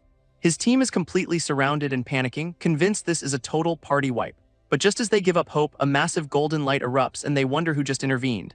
A massive firestorm suddenly rains down, torching the entire monster army for thousands of damage a pop. Turns out it is Mu Shen's crew, who are just farming the chaos for a massive payday. This once terrifying armies of dragons and phoenixes are getting completely annihilated in seconds. Staring at the fiery silhouette, the warrior leader realizes this is the work of one ridiculously OP squad. And then it hits them. It is Mu Shen, the legendary player who's been dominating the server from day one. She thanks him for the save, while Mu Shen privately recalls her squad was also famous in his past life. Seeing her chance, the leader immediately asks if her whole team can join his guild. Talk about shooting your shot. Mu Shen tries to play it cool, but his assassin is already rolling out the welcome mat for their new family. And just like that, 5 new members are welcomed into the Valley of the Gods via system spam. With his new, bigger crew, Mu Shen announces he's got the monster parts he needed and rallies them to push on. 3 days later, the massive party finally reaches the 5th stage, hyped to enter Winterfell City at last. They arrive at a beautiful but treacherous frozen lake called Broken Sky, the final hurdle before their goal. Mu Shen checks his quest log, noting he still has a major trial to complete before he is done here. System alerts pop up, warning of a deadly monster in the lake that will insta-kill anyone who falls in. His healer asks if he knows the trick to crossing, and he smugly confirms only he knows the way forward. Meanwhile, another guild, the Black Dragon Hall, is watching Mu Shen's group from a distance, clearly planning something. They are using a stealth charm to stay hidden, with one member warning her leader to keep an eye on the timer. This Black Dragon Hall guild is sure Mu Shen's team will get wiped, but their leader tells them to watch closely. Back on the ice, Mu Shen gives his crew the simple rules: follow him exactly or die. His red-haired teammate immediately tries to follow the complex steps, looking like he is doing interpretive dance. And he has already forgotten the instructions, resorting to some deep thoughts while picking his nose. This rest of the team is a mix of confidence and the red-haired guy begging not to be left behind. With Mu Shen leading the way, the whole party hops across the ice floes like a well-oiled machine. But just as they are about to make it, the same red-haired guy spots a suspicious flash of light. It is an ambush. A tank from the new squad throws up a shield just in time to block a projectile. His shield shatters and he still takes over 700 damage from an attacker screaming "Kill God." This force of the blow knocks him onto a glowing red ice tile, which is never a good sign. That single misstep triggers the entire lake, sending the whole party scrambling as the ice breaks apart. Mu Shen is livid, realizing the attacker used a stealth rune that even his assassin could not detect. And from the now turbulent water, something absolutely massive starts to emerge. A level 35 three-headed ice hydra bursts from the lake, confirming this day has gone completely sideways. All 3 heads immediately start charging up a breath attack, ready for a party wipe. They unleash a gigantic vortex of ice energy straight at the scattered players. One of the new guild members gets caught right in the beam, screaming for his boss. At the resurrection point, the Black Dragon Hall members whine about getting wiped, wondering who did this. Mu Shen calls out their hidden saboteur, knowing they are trying to steal the first clear reward. And the red-haired girl from the rival guild appears, casually admitting she has been caught. She smugly introduces herself and her guild, the Black Dragon Hall, acting like they own the place. Mu Shen immediately recognizes the name. In his past life, this guild was infamous for its brutal, elite players. While his team is visibly nervous, our boy is already calculating, confident he can find a weakness. This rival leader gets all condescending, demanding an apology just because he has been successful. Then she thanks him for the free escort, revealing she has memorized the path and plans to just kill them now. Oh, that does it. Mu Shen's entire crew draws their weapons, ready to throw down for their boss. This Black Dragon Hall squares up too with some absolute unit of a guy ready to bring down a giant hammer. But their leader pauses, realizing a huge brawl here is a bad idea with other teams and that Hydra lurking. So she steps forward with a different idea to settle this whole mess, a one-on-one duel. She challenges Mu Shen directly, promising to apologize if he wins, and his team is all for it. Mu Shen does not waste a second on talk, immediately launching a massive fireball right at her. But she is just as quick, firing a glowing pink arrow that collides with his spell in a huge explosion. Her sniper shot actually punches right through his fireball, a nasty skill with 5x damage and a high crit rate. With his health already low, Mu Shen makes a tactical retreat behind a tree to chug a potion. This archer just smirks, charging up another shot and taunting that there is nowhere for him to hide. A countdown begins as she takes aim, and Mu Shen peeks out looking for any possible opening. He ducks back just in time as the deadly arrow zips right past his head, barely missing him. His team is having a collective heart attack, realizing that one hit would have been an instant KO. Her guildmates, however, are just laughing, revealing that her arrow is not just a simple projectile. And Mu Shen looks up in horror, realizing the arrow's energy is still active and it is coming back for him. This arrow suddenly splits into 3 homing projectiles, and Mu Shen is completely caught off guard. Turns out her Heartbreak skill is a guaranteed triple hit that also freezes you. Basically, you are dead. But our boy pulls out a clone at the last second, using it as a psychic meat shield to tank all 3 hits. That was a close call, but in that moment he has already figured out her biggest weakness. She just laughs it off, taunting him about his clone trick while charging up another one of those killer arrows. Instead of hiding again, Mu Shen bolts straight out of cover, closing the distance between them. This catches her by surprise. She realizes he is exploiting the long charge time on her one-shot kill move. She is still cocky though, claiming even a partially charged shot is enough to finish his tiny bit of health. But just as she is about to fire, a blinding light erupts from above, completely dazzling her. And Mu Shen just smirks, having perfectly timed the interruption with his own skill. Then he unleashes a mountain shaking strike, a warrior move that sends her flying, and her guild is losing it. He looks so smug about it, revealing he got a cross-class skill from a previous SSS rank clear. Even while getting launched, she yells that the second half of her arrow is still coming for his real body. At that moment, his clone pops up right in her face midair, blocking her path completely. Before she can even react, the clone grabs her from behind, trapping her in its grip. Then the real Mu Shen swoops in, grabbing her and positioning her right in front of him. Oh my god, he is using her as a human shield against her own homing arrows. That is just cold-blooded. With her health down to single digits, he tells her to apologize, but she is just calling him a hooligan. He is not having it though, raising his hand for a slap while demanding that apology. Her guild is absolutely raging while his crew is just cheering on their boss's totally unhinged victory lap. Since she refuses to apologize, Mu Shen just straight up spanks her, a bold move to say the least. He follows through with the slap, which is just so much to unpack right now. This all happens in front of both guilds, dealing a whopping 1 point of emotional damage. She starts bawling that even her dad never hit her, while Mu Shen threatens to do it again unless she apologizes. Her guildmates are absolutely losing their minds, ready to jump him for the crime of bullying their goddess. Finally breaking, she agrees to apologize to his entire team just to make the humiliation stop. Meanwhile, his own crew is joking that they want the boss to discipline them too, and the healer is just done. Her teammate tries to comfort her, but she is just mortified and wants everyone to drop it immediately. Mu Shen offers a truce, saying they can all cross the lake together since he is such a reasonable guy. She agrees to the temporary peace but demands a proper rematch in 3 days to settle the score for real. They set the stakes. If she loses, she is his maid for a month. If he loses, he joins her guild. With the drama settled for now, the combined party finally enters the magnificent Winter City. This city guards actually salute them on arrival, a nice little perk of Mu Shen's sky-high reputation score. System alerts go wild, showering Mu Shen with tons of rewards for being the first player to reach the SSS level city. He dismisses his crew, telling them to go handle their job changes while he checks out the new content. A system message hints at a larger world progression, with this city being just the first major step. One of his rewards is a quick job transfer scroll, letting him bypass all the boring prerequisite quests. Using the scroll, he is immediately presented with 3 advanced mage classes to choose from. He smirks, revealing he is picking the one class he could never afford to properly build in his past life. And with a flash of light, he becomes a talisman master, getting a major upgrade to all his basic skills. His new class revolves around the 5 elements skill, a complex system of rotating talismans for different effects. He also gets a bunch of new high-level skills, which the system warns require perfect timing to master.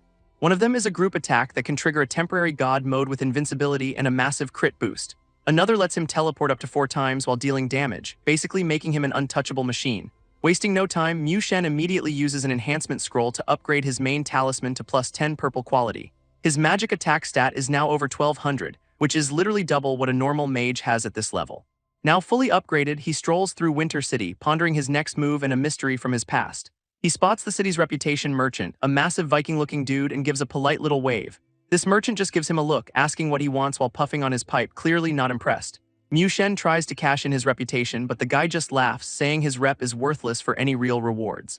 This merchant offers him 3 identical dangerous quests, so Mu Shen just shrugs and picks the first one. But the old man stops him, saying those are too easy and triggers a special intimate task just for him. He's given a strange jade artifact and a new quest: find a woman named Auguste in the north of the city. Holding the jade, Mu Shen tries to place the name, feeling a weird sense of dread creeping in. And then it hits him, a full-blown flashback to the terror of Auguste, an NPC who was a player slaughtering bug in his past life. Completely panicked, he asks the merchant if he can possibly, pretty please cancel the quest. Walking away defeated, he calls the old man a ripoff, who just cryptically says secrets are hard to find. Mu Shen starts wondering if this merchant is even an NPC, realizing his rebirth is revealing all sorts of weirdness. His destination is a massive, foreboding ice castle, looking every bit as cheerful as his new quest feels. To clear his head, he visits the blacksmith for a simple fetch quest, anything to avoid thinking about his impending doom. Thanks to all the players, the entire server gets a progress boost, unlocking new rankings and game modes. And on the new leaderboards, some dude named Ci Tian is suddenly #1 in both strength and gear. This world chat immediately loses its collective mind over his +15 legendary weapon, something nobody thought was possible. One rival player is having a complete public meltdown, crying that it is unfair, and he even reported the guy for cheating. But his saltiness quickly turns to smugness, thinking the top player is just a bigger target while he stays hidden. Meanwhile, Mu Shen's guild is buzzing about their new job classes after reaching Winter City. Mu Shen just silently roasts his teammate for picking a class purely based on how cool it looked. He then lays down the plan for a big survival challenge in 2 days, telling everyone to get ready. With guild business done, he takes a quiet moment to admire the moon over the city he fought so hard to reach. Suddenly, we cut to a secret research base where a traitor was just arrested for industrial espionage. This guy apparently tried to sell a priceless ancient centipede to an enemy nation, and the lead researcher is furious. His younger colleagues are just disgusted, saying jail time is way too light for a crime motivated by pure greed. This old man reveals just how high the stakes are, claiming other countries were offering 100 million for a sample. Despite all this, their research on the massive biological specimen in the tank has completely stalled. This ancient centipede is a biological nightmare, insanely tough, super resilient, and practically immortal. This female researcher gets a weird feeling about some ice sculptures in storage, so they decide to go investigate. What they find is a horror show, a room full of people frozen mid-scream around a giant ice phoenix statue. Upon inspection, the old researcher is horrified to find that one of the frozen bodies is completely hollow inside. His assistant voices a terrifying theory that these hollow bodies are actually hosts for the ancient centipedes. He turns to her, but she is just staring blankly into space, completely unresponsive as he calls her name. This lead researcher just stares, completely horrified as his assistant becomes an empty shell right before his eyes. Before he can even react, the giant ice phoenix statue flares to life and the frozen bodies around it start to move. Meanwhile, Mu Shen's coping mechanism for his impending death quest is a whole lot of skewers. His existential crisis is interrupted by a random girl he has absolutely no memory of. She has to remind him they met at a tournament, and he is just like, "Oh, right, you." She tries to pull a fast one about treating him to a meal, but our boy's memory is too good for that scam. After chugging a drink, she finally gets to the point and asks if he is on her game's server. Her grand plan was to invite him to a hidden map, but it all falls apart when she learns he is on the wrong server. But the words hidden map entrance get his full attention, skewers and all. She mentions the Qing Emperor's secret realm, and of course our regressor knows exactly what she is talking about. A quick check on the forums confirms it. A new hidden dungeon is open, and he needs to get his crew ready. He drops the dungeon plans in the guild chat, and of course the rich guy complains about waking up before noon. This rich guy keeps whining about his beauty sleep, so Mu Shen just boots him from the group. Problem solved. Next day, the team gathers in Winter City, and the recently kicked rich guy is back, now claiming he'd never miss a boss for a girl. One of his teammates proudly shows off his new class and +10 sword, chosen purely for the cool light effects. Their healer, on the other hand, has become a Doctor of Light, promising to be even more useful in fights. Their blonde knight is still thinking about his job change, and Mu Shen is curious if he will deviate from the original timeline. Elsewhere, other top players are strategizing, knowing the Black Dragon Hall plans to consolidate power in Winter City. This focus then shifts to the majestic teleportation tower, the gateway to other regions. And the teleporter is a cute little fairy who happily offers to send you to the world of Apocalypse for a mere 50 gold. What a deal. This teleporter fairy says the city is so packed there's a 2-hour wait since every streamer is there. But for the low price of 5,000 gold per person, she can offer a secret way to skip the line. Mu Shen immediately volunteers the rich guy to pay for everyone's express pass, much to his shock. After that quick transaction, the crew arrives in the massive A-level Qingjiang city, and it is absolutely packed. It seems the entire server is here for the secret realm, including their old rivals from the Black Dragon Hall. And look who it is, the girl he humiliated is here with her guild, now rocking a new stringer class. He just smirks, knowing her new class is a hard counter for mages, but he is not exactly a normal mage anymore. She immediately sends a friend request and a private message, already trash-talking about their upcoming rematch. They arrive at the swirling portal, and Mu Shen remembers clearing this exact dungeon in his past life with a guide. Stepping through the vortex, they are officially welcomed into the ominous Qing Emperor ruins. This landscape is insane, a desolate wasteland with a petrified giant impaled by a sword the size of a mountain. His team is just staring in awe at the mountains, but Mu Shen has to break it to them that is no mountain. Turns out this giant was a godslayer who got one-shotted by some cosmic entity and left here to petrify. With the grim history lesson over, Mu Shen just points at the giant sword, ready to start the dungeon crawl. Their destination is the hilt of that massive sword, and the red-haired guy is already freaking out about how dangerous it looks. All the other player groups in the area start making their way across the barren plains toward the sword. Suddenly, the red-haired dude gets smacked on the head by something he cannot see, and the healer is not impressed. A monster stat block pops up for a White Walker, which is apparently immune to all physical and spell damage. Great. His teammate calls out the monster's name, but the red-haired guy thinks it is a joke since he cannot see a thing. Then he gets hit again for actual damage, finally realizing this is a serious problem and asking for a plan. Mu Shen whips out his new fire talismans, showing the invisible monsters he is not playing around. This creates a protective fire ring, but they are still trapped and surrounded by unseen enemies.